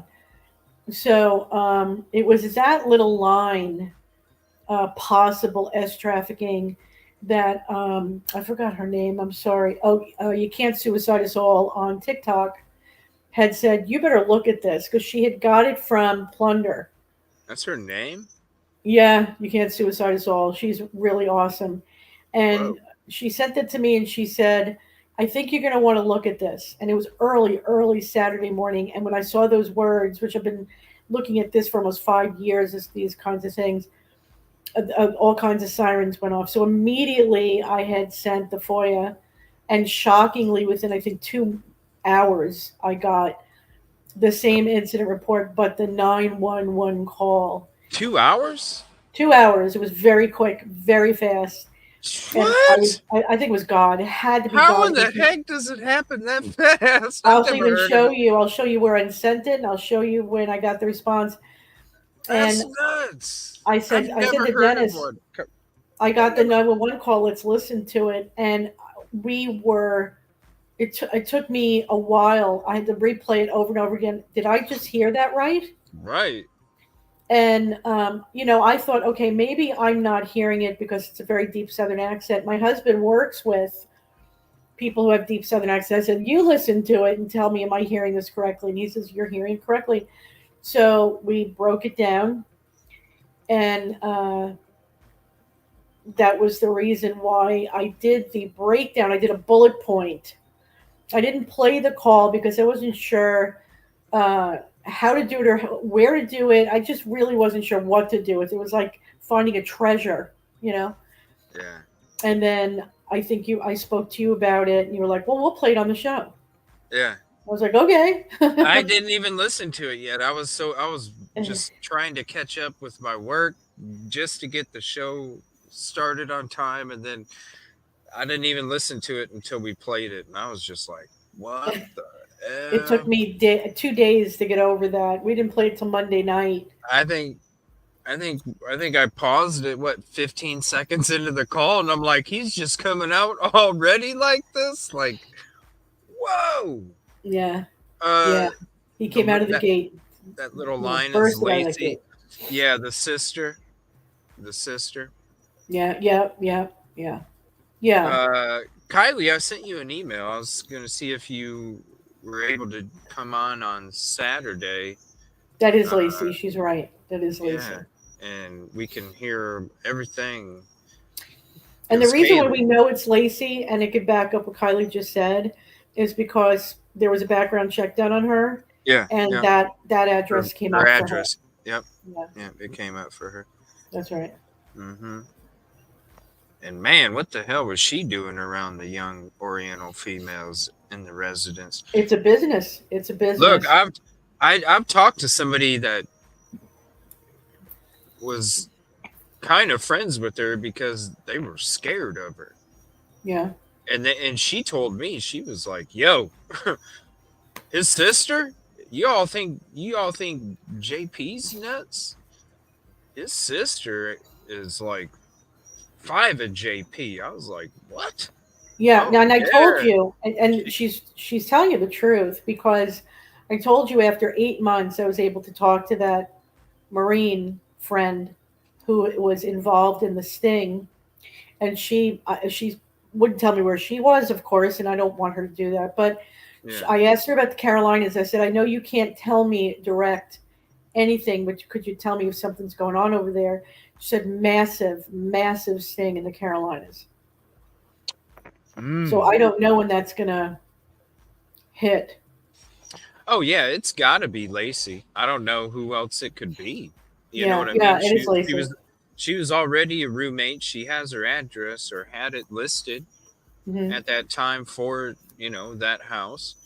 I wouldn't be surprised if the church is a front. Right. Exactly. And the wish washing of the dollar bills. Oh boy. I wonder how clean that washing machine is. Probably not. They probably run it without cleaning out the filter, the way that they run things. Yeah. That's a good thing when it comes to justice, because there's a lot of lint that gets left behind, and in that lint is the truth. Yeah. All right, so we're gonna go through this 911 call here. Now let me see here. You go ahead and oh wait, I have to do it like the screen. Hold on 1 second. I forgot I had to do it like this. And we'll go ahead and mute the music now. Like I said, when you look at that video, you'll see how much gets cut off and how much is what got cut out. And you can literally, I took a screenshot, you guys, of the video. I took a screenshot of that video, just the little part that showed the FOIA. So, and then what I did is I took that image and then I placed it over the show that we were doing. Right. And that's how I discovered that it was actually a screenshot, a screen record of this FOIA that we were doing. All right, so let me click this. We'll turn this on. Let me mute the music. We'll just mute the music as we're going into this. Let me make this a little bigger too. Hold on.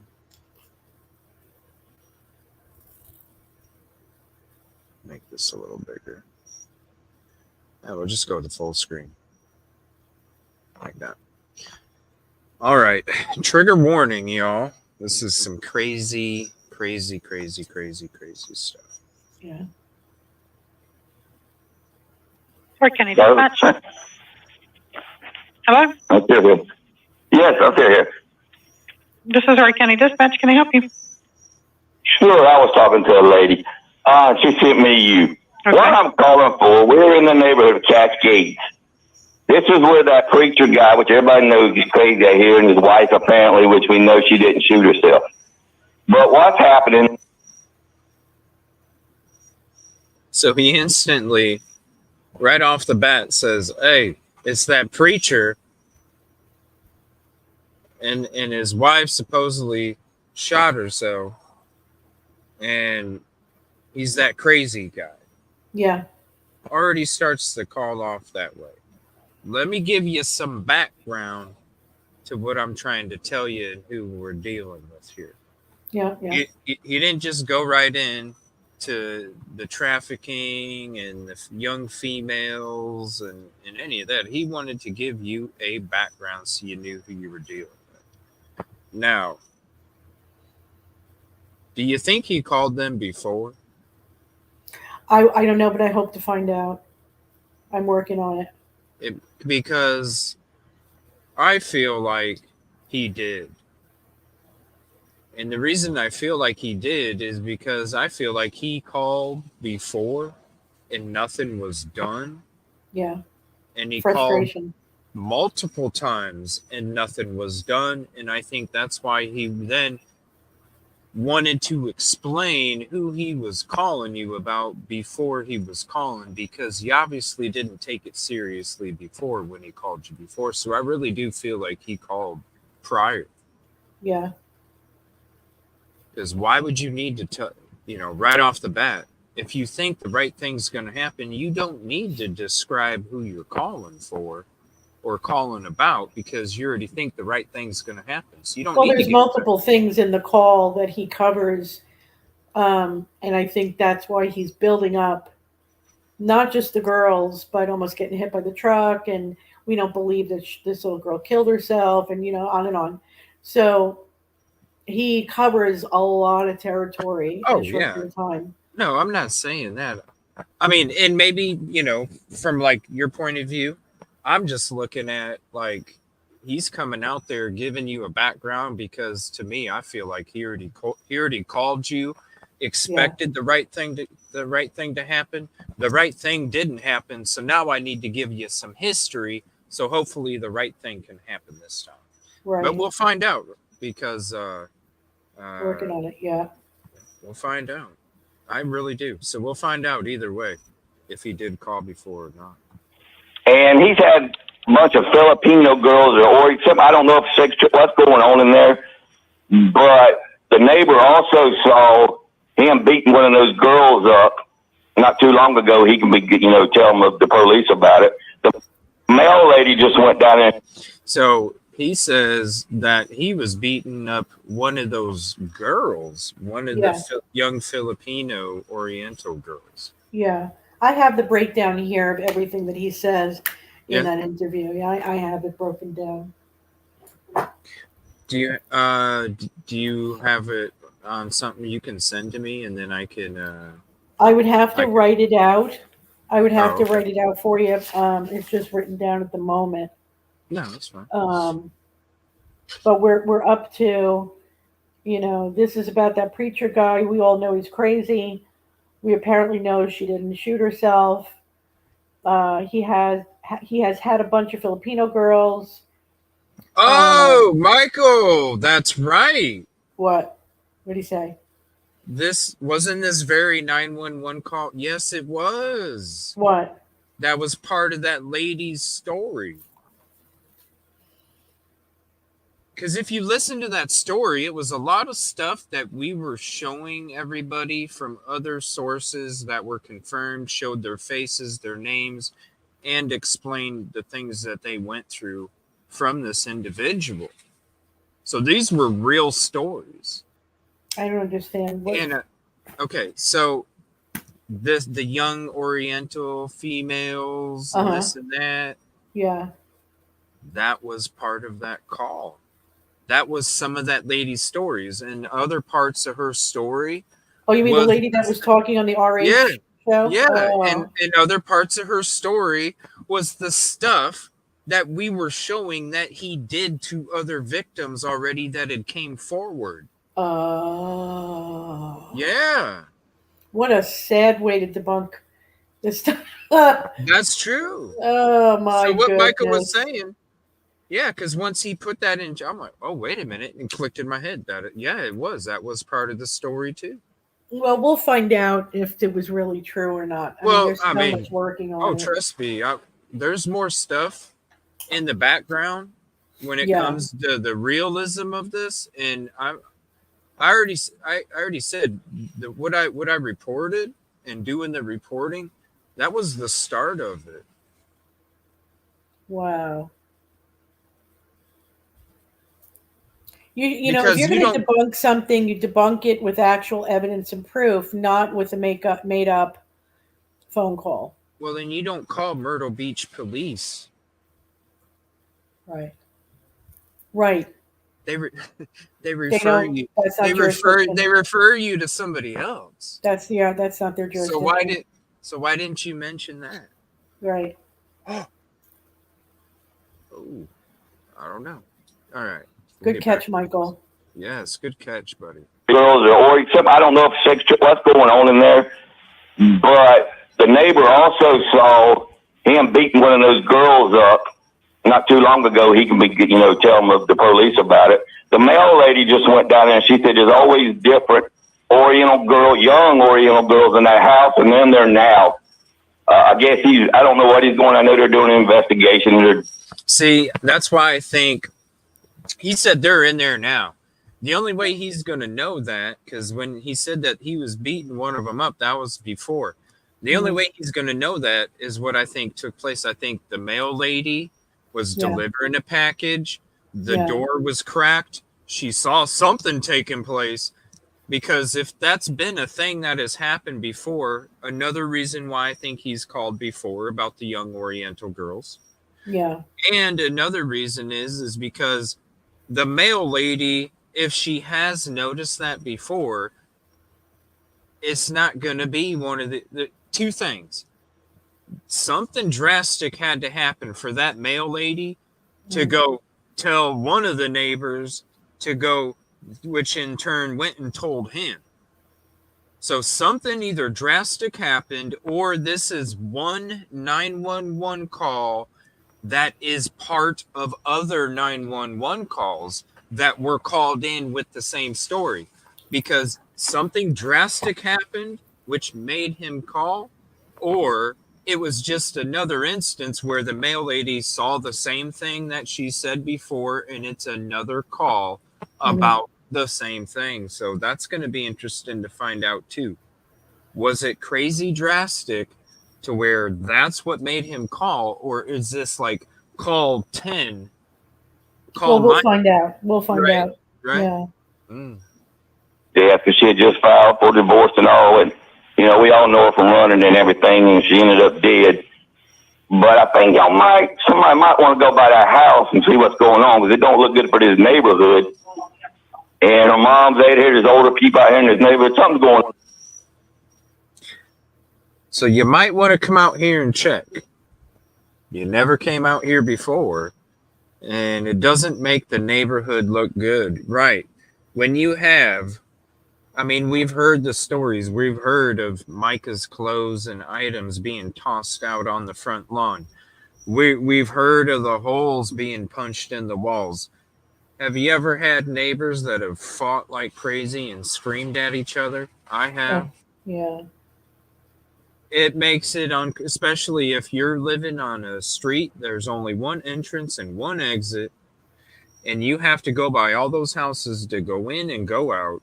And you got neighbors that are literally punching holes in their walls, screaming, throwing each other's stuff out on the lawn, running out, beating up a young female, all sorts of crazy stuff happening on that street. And then there's people out there trying to cook hot dog steaks on the grill. There's people out there, swimming in their, portable pools. There's all, kids shooting hoops on the street with the basketball hoop that hangs out on the curb. There's a lot of people that are sitting there and going, what the heck? Some people were probably even afraid to go outside because they didn't want to be out there and have to see any of that stuff, because that had to be embarrassing too. No, don't come over here on a Tuesday night, Jimmy. Make sure you come hang out with me on a Sunday morning, okay? That's the only time that this neighborhood is calm, is on a Sunday morning when he's gone, for sure. Yeah, right. I can't imagine trying to live on that street. Especially if you're an elderly person. Right. And his mother being like 80. Yeah. That had to scare her little soul, hearing all that stuff going on. Can you imagine how scared she probably was? And embarrassed too. What, did I dance in this one? All right, let's see. Yes, ma'am. That's the address. And the email lady said she went by there and there's still young Filipino girls, all that sex trafficking and all going on. Mm-hmm. I heard he was involved in that, but I'm not saying it because there's a lot he was into. So who do you think told him? There's a lot. I'm not saying it. There's a lot that he was into. Just neighborhood stories? Well, this is not the first person from that area who has said that this is like common knowledge of this activity or this accusation. Just saying. A lot of neighbors talking. Mm-hmm. Well, they were already talking. Well, I imagine, because if the male person is talking to that many neighbors, I bet there's a lot of older people that live on that street. Yeah, he says that. He says that in the call. Does he say that? Like there's, yes, it's all older people, like 60, 70, 80? Because that's the only reason I would see male people talking for a while. Otherwise, they're on the go. So it's got to be a little neighborhood. Everybody's talking. And they probably, let's be honest, I doubt JP was buddy with anybody on the street. No, as a matter of fact, I'm glad you said that. If you remember when iPhone Guru tried to get him to do a little in the street, do a little interview with Justin from TikTok and RH. Oh, when he was scared. Yeah, and JP makes a claim.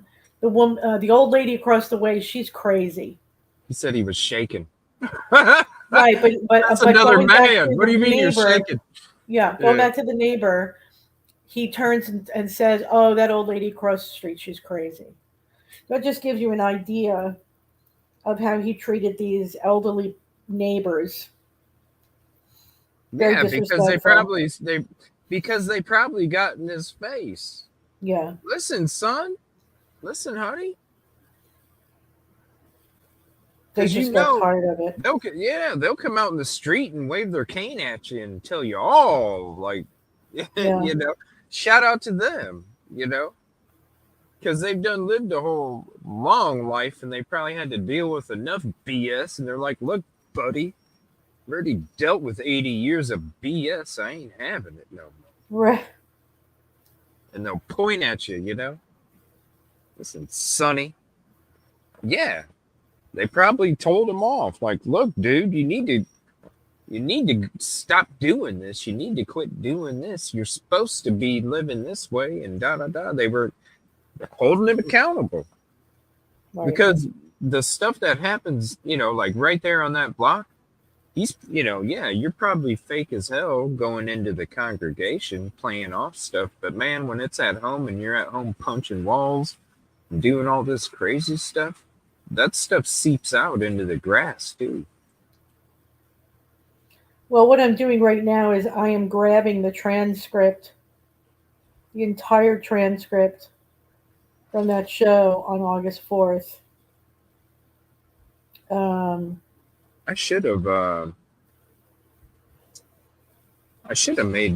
did the video so then we had closed captioning on it.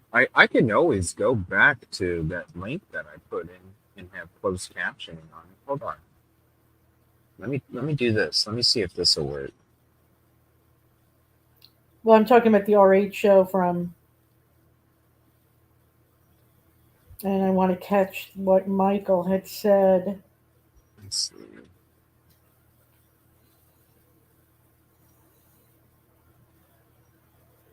Let me put this in and see if this works. I'll have to make like a separate thing where it'll have the closed captioning pop up on it too. Hot dogs sound good right now. I had deep fried hot dogs with what's that sauce? The Coney dog? Yeah, I had deep fried hot dogs with Coney dog and mozzarella sticks. Wow. Before I hopped on for the show. Oh, so good. I love deep fried hot dogs. Never eat them another way. Trust me. 5-10 minutes and they're good. All right, let me see if we can try this. Young Philippine. Let's see, 911 call audio. All right, let's try this. We'll stop sharing that. We'll go back to here. Click this. All right, there we are. Hey, I got the same shirt on. Ain't that crazy? Look at that. We got the same shirt on. Are you wearing the same shirt? Are no. you wearing the same shirt? No. Yeah. All right. Hey, that'd be nuts, right? All right. That's funny. All right. Let's see here. We'll turn closed captioning on. All right. Here we go. You'll hear it. We apparently know she did not shoot herself. This was what the neighbor said. Yeah. Hopefully I shut the music I know. off. Yeah. This is crazy. Right out the gate. He ain't waiting. They're tired. He ain't waiting. He's just like, yo. Like, I mean, just starts going crazy. All right, here we go. I'm unmuted too. Where can I dispatch? Hello? I'm still here. Yes, I'm still here. This is Roy County Dispatch. Can I help you? Sure, I was talking to a lady. She sent me you. Okay. What I'm calling for, we're in the neighborhood of Cascades. This is where that preacher guy, which everybody knows he's crazy out here, and his wife apparently, which we know she didn't shoot herself. But what's happening? Just read that. And he's had a bunch of Filipino girls or something. I don't know if what's going on in there. But the neighbor also saw him beating one of those girls up not too long ago. He can be, tell them the police about it. The mail lady just went down there and she said there's always different young Oriental girls in that house, and then they're now. I guess I don't know what he's going. I know they're doing an investigation into her death because she had just filed for divorce and all. And, we all know her from running and everything, and she ended up dead. But I think somebody might want to go by that house and see what's going on because it don't look good for this neighborhood. And her mom's out here, there's older people out here in this neighborhood. Something's going on. Redacted. Yes, ma'am. That's the address. And the mail lady said she went by there and there's still young Filipino girls. All that sex trafficking and all going on. Mm-hmm. I heard he was involved in that, but I'm not saying it because there's a lot he was into. Okay. And with little girls and all, and that's why it's going to all come out in the long run. But girls are, there's nobody else. That's not their house. It belongs to her. And she had filed for divorce. So y'all might want to check it because there's something going on. They got like sheets all over the windows and don't look right in this neighborhood. They have what all over the window? And like I said, sheets. It looks like they got sheets put over it now since all this. And we did see him fly in there and fly out of there because he almost hit us in his blue truck and he took off. That was on Saturday morning. All right, I'm gonna pause it right there. Why in the heck do you think there was there was sheets hanging over the windows? They didn't have curtains. So, like, you don't have curtains, you have to have sheets. That's weird, right? Why not curtains? Why wouldn't you have curtains? And you would use sheets. Because you can get the sun canceling curtains. If you're trying to have the curtains, I have them. Right? I do too, because sometimes you gotta, I can't sleep when it's daylight. Yeah. I can't sleep when it's daylight, so I gotta have those curtains myself. Otherwise, good luck. But I'm serious. Why would you need sheets? Yeah. Instead of regular curtains? I imagine it's a beautiful house inside. It looks like a beautiful house outside. It looks like a beautiful neighborhood. Yeah, So definitely a sheets. retirement neighborhood. Why sheets? You're not just broke. making sure nobody can peek in between, let's say, if you have blinds, because I noticed that it's very big in the South, especially by the coast, blinds, those verticals. And so, somebody could peek in. And paranoid people do that too when you're trying to hide something. John Morgan, probably. Because to me, it's almost like, think about the movie Taken. I've never seen that movie. Is that the guy that always has the same movies where he's like, "You took my family, I'm going to get you"? It's like the same movie except it's different. What's his name? Yeah. Liam Nielsen. Liam something. Yeah, like it's the same movie. It's just different names in a different city. It's okay. They kidnap your family and you're gonna get them. Like, what do you want me to do? I've already seen it. No, I haven't seen the movie. Have you, Ann? I don't know what the reference is. No. Okay. No, Where I they haven't. drug the girls? Okay. Yeah, Busby, excuse me. The only time I use sheets is when I first moved into a house and didn't buy any curtains yet. Or when you're, like 18 and you just moved out. Right? Like, shoot. Oh, I spent all my money on 3 plates and 2 cups and a couple things of silverware. Shoot, I ain't got no money for curtains yet. And then you don't even care about the curtains because the sheet doesn't, you're like, I can get to it later. It's a sheet. It works great. Other than that, I don't understand. It's almost like, if you have, those see-through curtains where it's like white, that you can kind of see through it. The only thing that you would need to block out is that people can see what's going on at night when your living room lights on. You mean white on the side where it's blocking the sun, right? Whatever them curtains are. What I'm saying is when the lights are off, when it's nighttime and you have your living room light on, people can see silhouettes. Sure, yeah. That's the only reason why I would think you would need a curtain or you would need a sheet to cover your windows, is because you don't want people to see silhouettes and what the silhouettes are doing at nighttime. Right. Why wouldn't you just go get a new pair of a new set of curtains that were the light canceling ones where nobody would be able to see silhouettes at nighttime? I don't understand that. So the sheet is really odd to me. Why wouldn't you just get new curtains? Well, we could say that about a lot of things. Why doesn't he do a lot of things? I mean, you probably had company over, right? I doubt it. I doubt you're going to have company over when you got sheets hanging up on your windows. Right. So what did you just have the sheets up while the Oriental girls were there? And then you took them down again? Why not new curtains? I don't know. Yeah. It doesn't make sense to me. It's just very odd. You have sheets.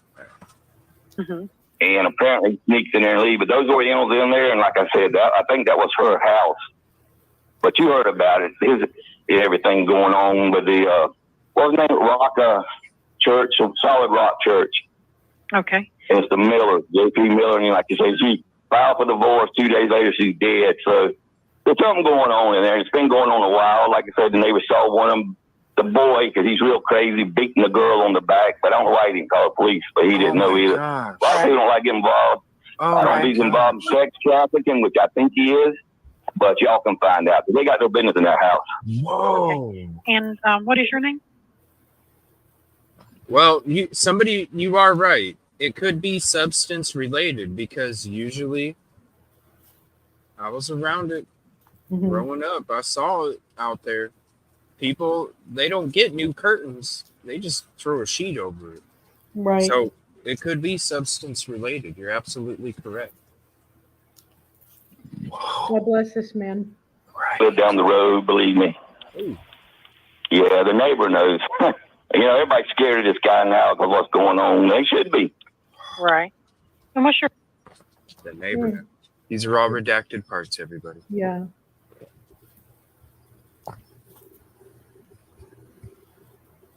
This is from the report we just read to you a minute ago. Do you know about how many Oriental girls are there? Oh my gosh. No, I have no idea, but the post lady did it always, and she saw them in a while ago. So they came to the door and got some packages she delivered. She knows there's always something, and the other man that used to be there said there's always something shady going in there with that boy and everything. Which is, they're young. What? She thinks they're Filipino. What? Don't tell me they're people from overseas that are. Oh yeah, JP, he was the one. His wife was just found dead. It was said that she committed suicide, but all the people got Facebook. They know he killed. You know how that goes. Right. He booted it all the time. He really did. He's a crazy guy. Peter. Whoa. So just 4 days later. Okay. So just. No, not 4 days. 5. He's already saying, Facebook.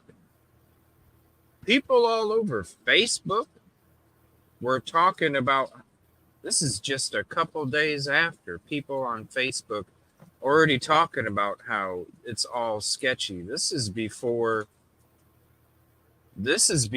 it had really reached the masses. So right from the get-go, it wasn't just the neighbors. This was the community. Just days later. Yeah.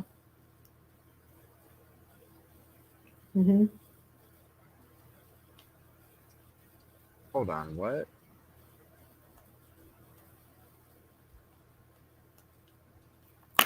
Yeah, did you just get a photo about some pastor? I'm gonna have to run a background check on that. No, I'm looking at. Okay. Wait a minute. Tunnels. Yeah, tunnels. Somebody said by some resort. International airport. Oh, another one. Oh, gee. Yeah, I'm looking at something else that just. Well, like I said, there is a massive sting going on something just in that area. So it's not like we just have to sit and wait until there's arrests. And I feel like we're on the precipice of that happening. No port at Myrtle Beach, but international airport. What? Confirmed tunnels. What? Yeah, the neighbor did say he also witnessed, or they witnessed him beating Micah as well.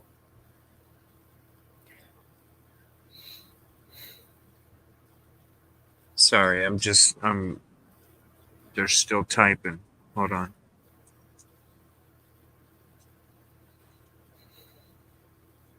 They are all over the country. Yeah, but it's no sense in alarming over that. It's for the past, oh my gosh, at least 6 years that has been being dealt with. Myrtle Beach. It's just shocking to know that there's an alleged possibility, not coming from us, his own neighbor, that a pastor could be involved with something like that. So. Well, from the beginning, I said, what are these chains made out of that are making these people stay around and be so loyal and go against their better judgment? And hell, one of them was even brought up today in JLR Magnolia, shout out, talking about Mr. Randall. Yeah. I wouldn't go to any of these tunnels or any of these areas and get in the way of an investigation that's been going on for a very long time. And like I said, as the way she made it sound, we are at the very edge. Florida has been just arrest after arrest, after massive arrests for huge stings all over. Huge stings. Yes. And Florida with their ports, the East Coast is being dealt with now. So it's just, the timing is funny. We talk about prayer. I'd asked in the beginning of this, Lord, why do you even have me involved with this? I don't even understand. This 911 call fell in my lap like it was wrapped up in a bow and handed to me by God himself. Any one of these people that were reporting could have just gotten it. As a matter of fact, Plunder had it. She had it. She had the incident report, but she was focusing on things that happened before Micah's death. It's not her fault. She just had a different focus. So community. It's about community, right? I shouted out to her. Thank God that, because it was her that really brought this to light without even realizing it. And that we haven't gotten to that part yet, but this man inadvertently, it was not on purpose or plan, inadvertently places JP that Saturday morning in Myrtle Beach. So, that's not why he called. That's, wasn't the purpose of the call. So there's no need or reason to think that he'd be lying. No. Right. He was just a concerned neighbor that cared. Right. And really, he was just trying to tell you everything, Yeah. And even if he hates JP, it doesn't matter because it was inadvertent. It was just added to the story as a matter of fact kind of addition. Not realizing. Shout out to him. Yeah. Not realizing what he was doing was he was destroying the alibi. Right. And it's people that when they see something, they say something. And he was saying something. And shout out to him for saying something, because it's inadvertent, but at the same time, it totally blows open Kylie, investigation. I think I would remember within the week that we're in if I almost got hit by a big blue truck by my neighbor, who I can't stand and I'm afraid of, Right. So there's no mistaking of the day. Nope.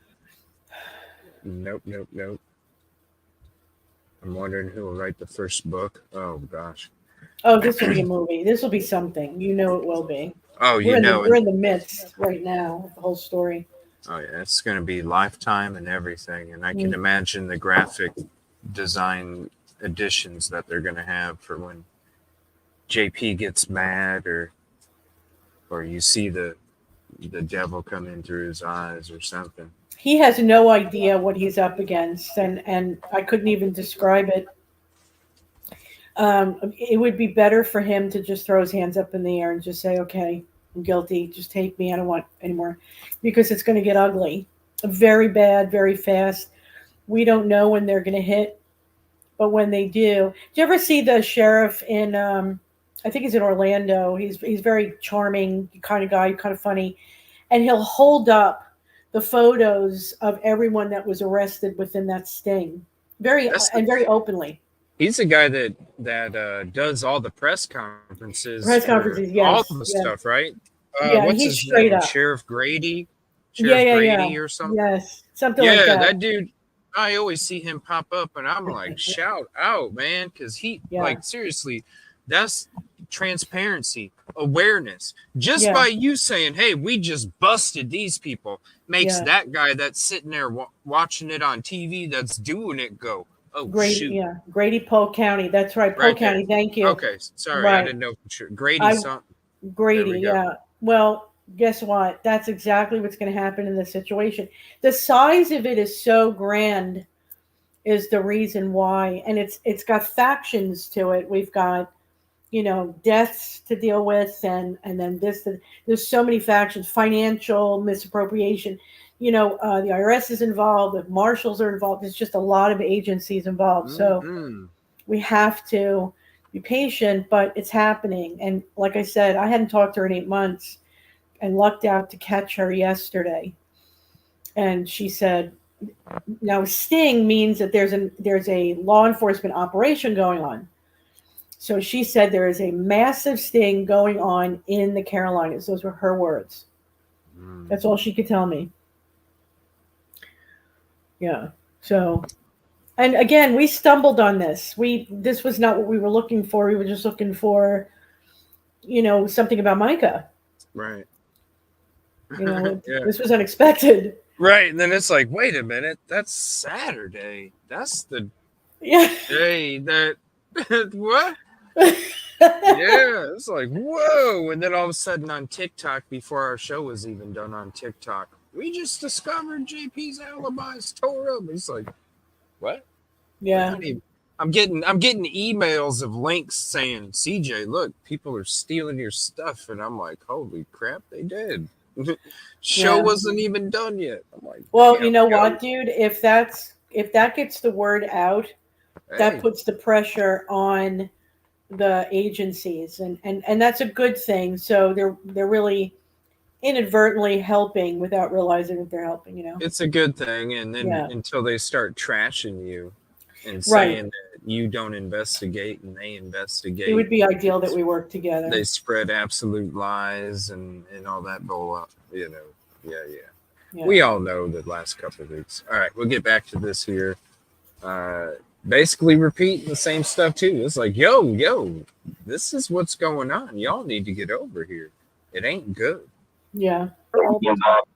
Young kids and young girls, and of course the church now is just saying that. Somebody should come and say that a lot longer, and she'd be alive today. Oh, shout out, right? Mm-hmm. That's why we're here. That's why we're doing I'm sure y'all all read about it. Just I think Saturday. Whoa. But there's always been something weird, and everybody had to tell you something weird going on in that house. So it's a nice neighborhood. It is. It's beautiful. Yeah. It's a place you're like, wow, I'd like to raise a family here. Mm-hmm. There's everything. Yeah, I don't really want to get involved, but you know what I mean? Right. Do you know if there's any weapons involved? Listen. I don't know if there's any weapons in there. I know they said the girl shot herself. I don't know if that happened there. Somebody told me that the mail, they thought she did in Charleston, which don't make sense, but nobody knows. The mail lady thought that it happened in Charleston, but nobody knows. Yeah. How would they know about Charleston unless thank you. JP brought it up? Unless JP brought it up. It was probably like, hey guys, but I didn't do it. It's like the Fisherman story, right? I didn't do it. I was too busy overdoing this and this and this. JP, listen, I didn't do it, neighbor. I was in Charleston last night. Right, and think about the date, May 1st. So I don't remember JP mentioning Charleston until after May 1st. I bet you he just told the mail lady when she came up to change the subject. Yeah. You know? Controlling the narrative. Like, hey, guess what? Well, who knows? Who knows what the mail lady saw that day too? And he was, guess what? My wife just passed away. But I was in Charleston. I couldn't have done it. That's the only reason why I think Charleston, because who else would know about Charleston 4 days after? That's when who knows? The police were still investigating the situation. Yeah, he said, well, we don't know if that's how he heard it, but he said, I heard. That's what he said, the mail lady. Yeah. The mail lady. Right, yeah. That this was that she did this to herself up in Charleston. Yeah. So he's trying to place Micah in this conversation in Charleston. This is what the mail lady heard.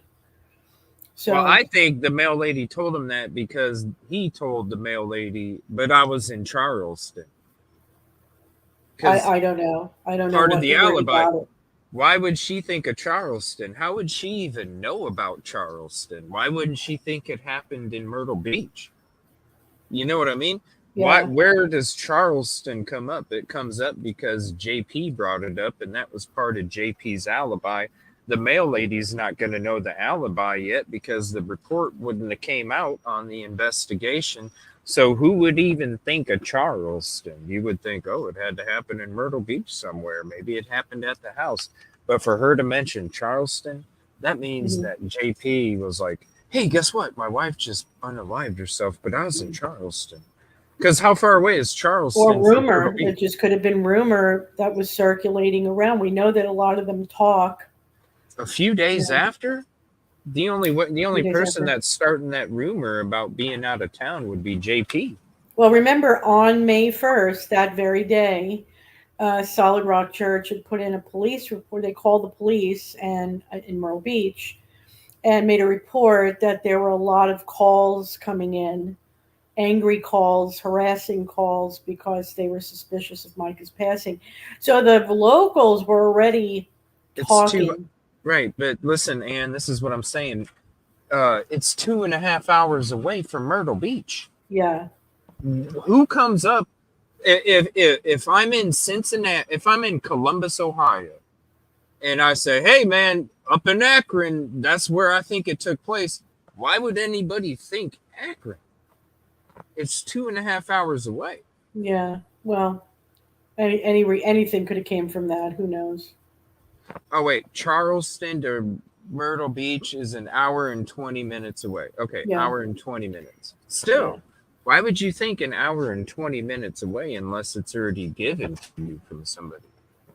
Mail lady probably told JP sorry for your loss, and he was blabbering on and said something about that's the only because like once the report comes out, then I can see where somebody's like, oh well, he said he was in Charles. You got to take into consideration, this is early on. He did not expect you, RH, JLR, protests. So he was comfortable in the idea of being able to sling whatever he needed to say to whomever about her death, not thinking anything would come out. Okay, or maybe he went and told specific people so that way if mail or what if the police wanted to go talk to the mail lady and say, did you see his truck on the morning of 4/27?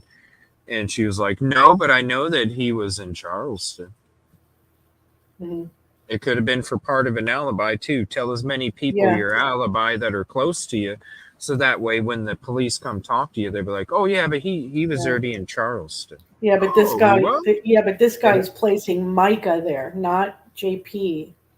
He's placing her there. That he heard that she did this to herself in Charleston. No, that's what I'm saying.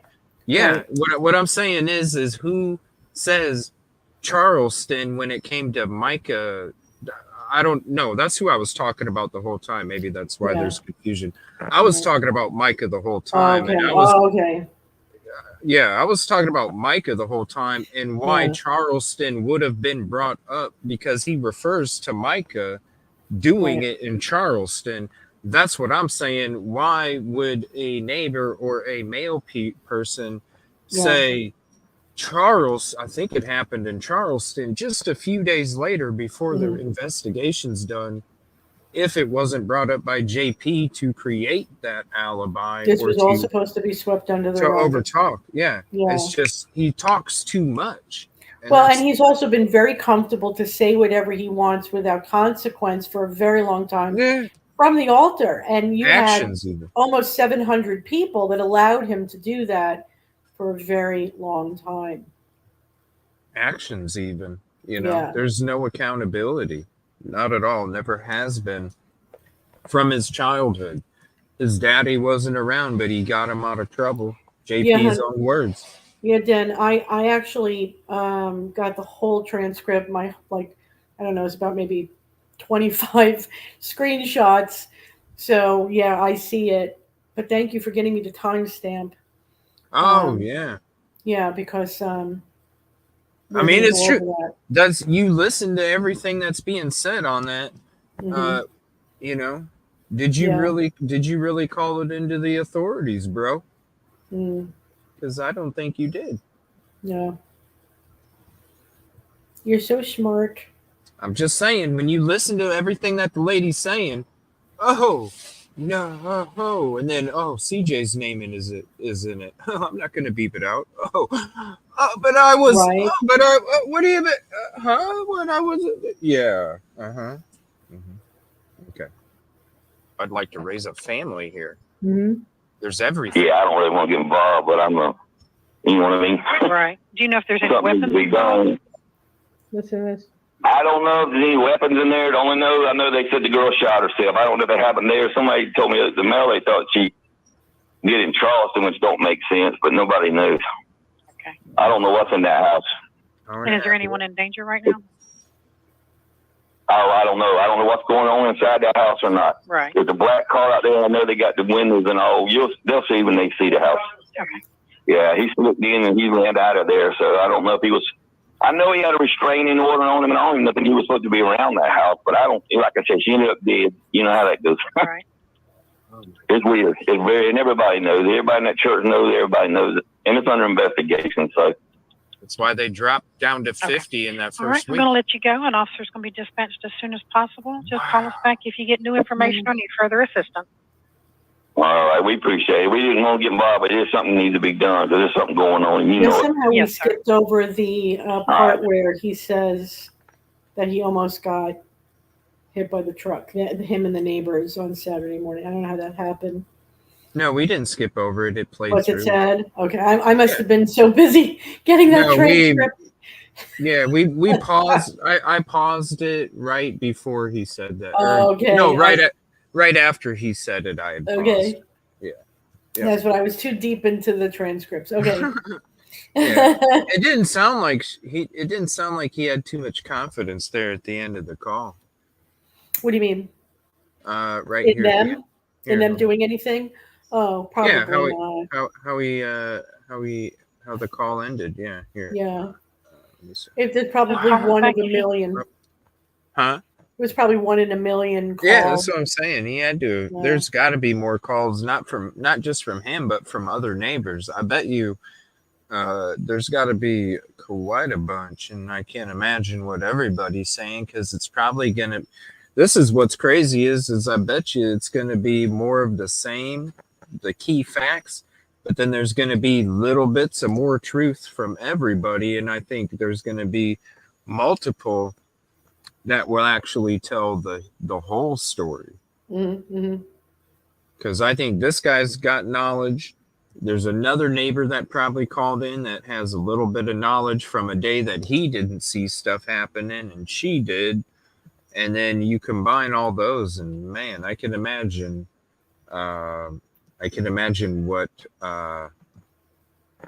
else is going to be said. It's going to probably be the same thing: young Oriental females, the trafficking, the stuff that was taking place outside. But there's got to be other things that we haven't heard that aren't on this call that are going to be on another one, that are going to give a little more information onto the totality of the situation and not just one person. Because you got all those neighbors and they all have different,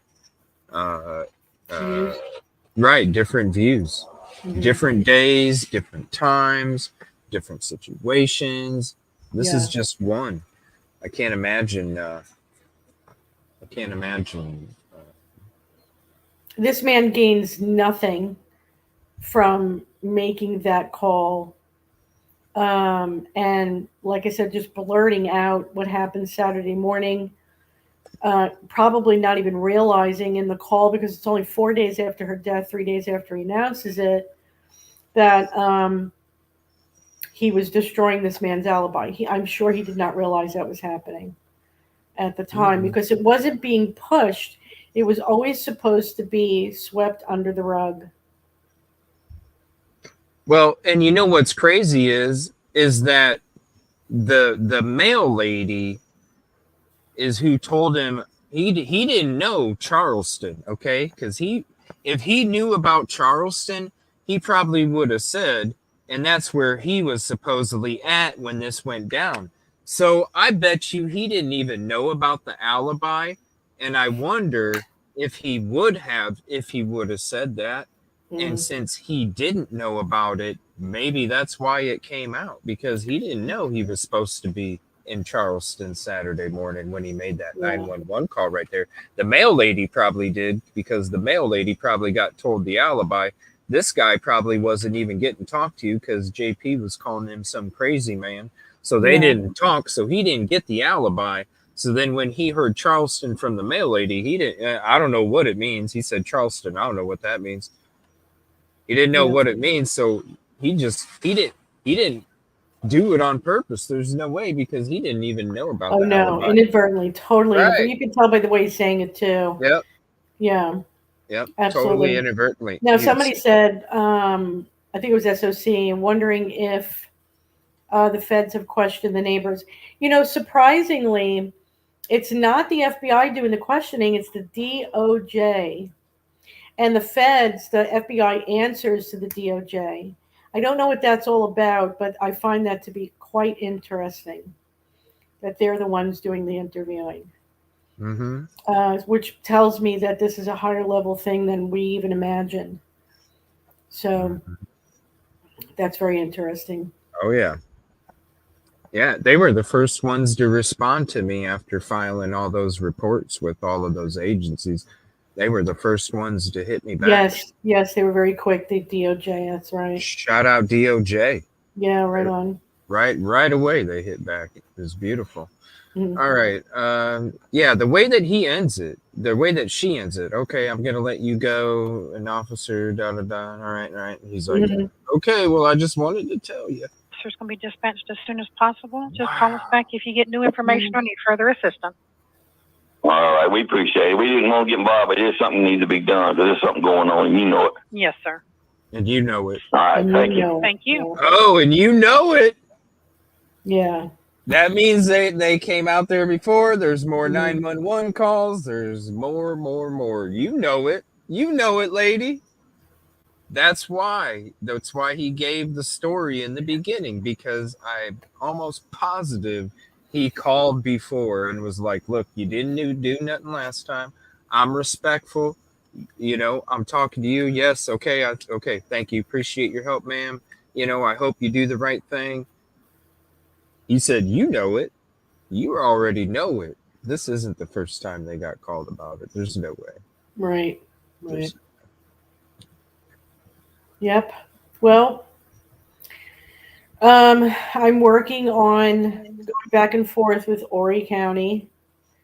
I guess going as far back as 2020 was too much for them to handle. So I reopened a new FOIA and said, all right, you don't have to send me any incident reports, because really, I mean, my toilet paper has more value than their incident reports. So I'd rather just have the 911 calls. And I took it from August of 23 to now. To today. God only knows what we could find in there. So let's see what happens. I may have to pay for it. I don't know. If that's what happens, that's what happens. But we're going to get those calls one way or another. If I have to send another message to the DOJ, I will. So whatever.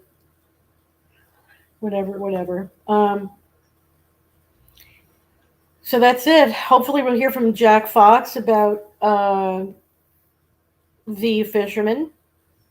Oh, I can't wait for tomorrow night, you guys. If the link's already out there, go hit the notification on it. We're going to be digging in even more, and I can't wait. He was very kind to give us at least a glimpse of his detection of deception in there. Yeah, already. Yeah. Oh, I can't wait. Yeah, me too. Oh, I can't wait. I wish it was tomorrow night already. We got a whole day. We got a whole day ahead. But Hey, it'll come quick. Trust me. And I don't know why. Thank you, Cherry, for putting it in chat. I don't know why anybody wouldn't be respectful when it comes to the family of the victim. Come on. It's peace, positivity, and progress. It's not Yes, that hard. It's that's not that right. hard. Family or not, you know what I mean? If you're a family Imagine. member, Yeah. and listen, I don't care. I've had friends of mine that when they're not on the same path of peace, positivity, and progress, I don't give a shit how long we've been friends for. It don't matter to me because I'm not here that long, so I don't need to waste energy on directions that don't deserve it. I give that energy to the people that do deserve it. So I'm surprised that an angel has to type this in chat. So whoever it is, please be mindful. And if that, we can just end our friendship there and you can go Right. support another show. I don't even Period. understand why you're here if that's how you feel. Listen, That you can it's go support another show. This is where we can end our friendship right here if that's what so it's. ripe. You know what I mean? Yeah. I'm not going to change who I am Right on. to please somebody else. Well, you're not going to change the truth either to No. please somebody else. So they'll have to No. get over it. No. Yeah, I'm excited for tomorrow. All right, you guys, please hit the like if you haven't yet. If you're not subscribed to Ann, please go do so. I'll drop the link in chat. We'll be back tomorrow night. Busby, Nart, Ann. I think we might be having Rosie tomorrow night too. I think Rosie's going to Cool. hang out with us tomorrow night, and we'll see who else. So I want to say thank you so much. Another great show. Thank you for your support. And we will see you. God bless tomorrow everyone. night. Good night, everybody. Thank you. Good night. And safety with these storms here. Be Please. safe. Oh.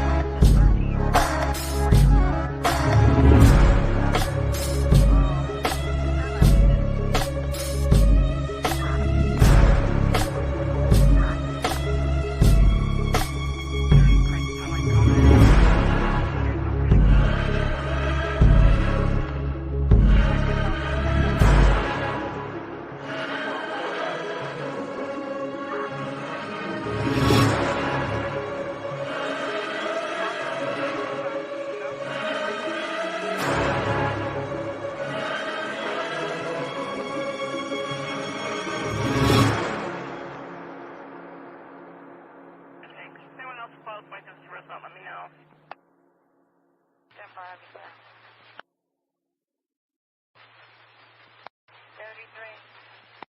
33. Can you let a supervisor know that I have a case report over there?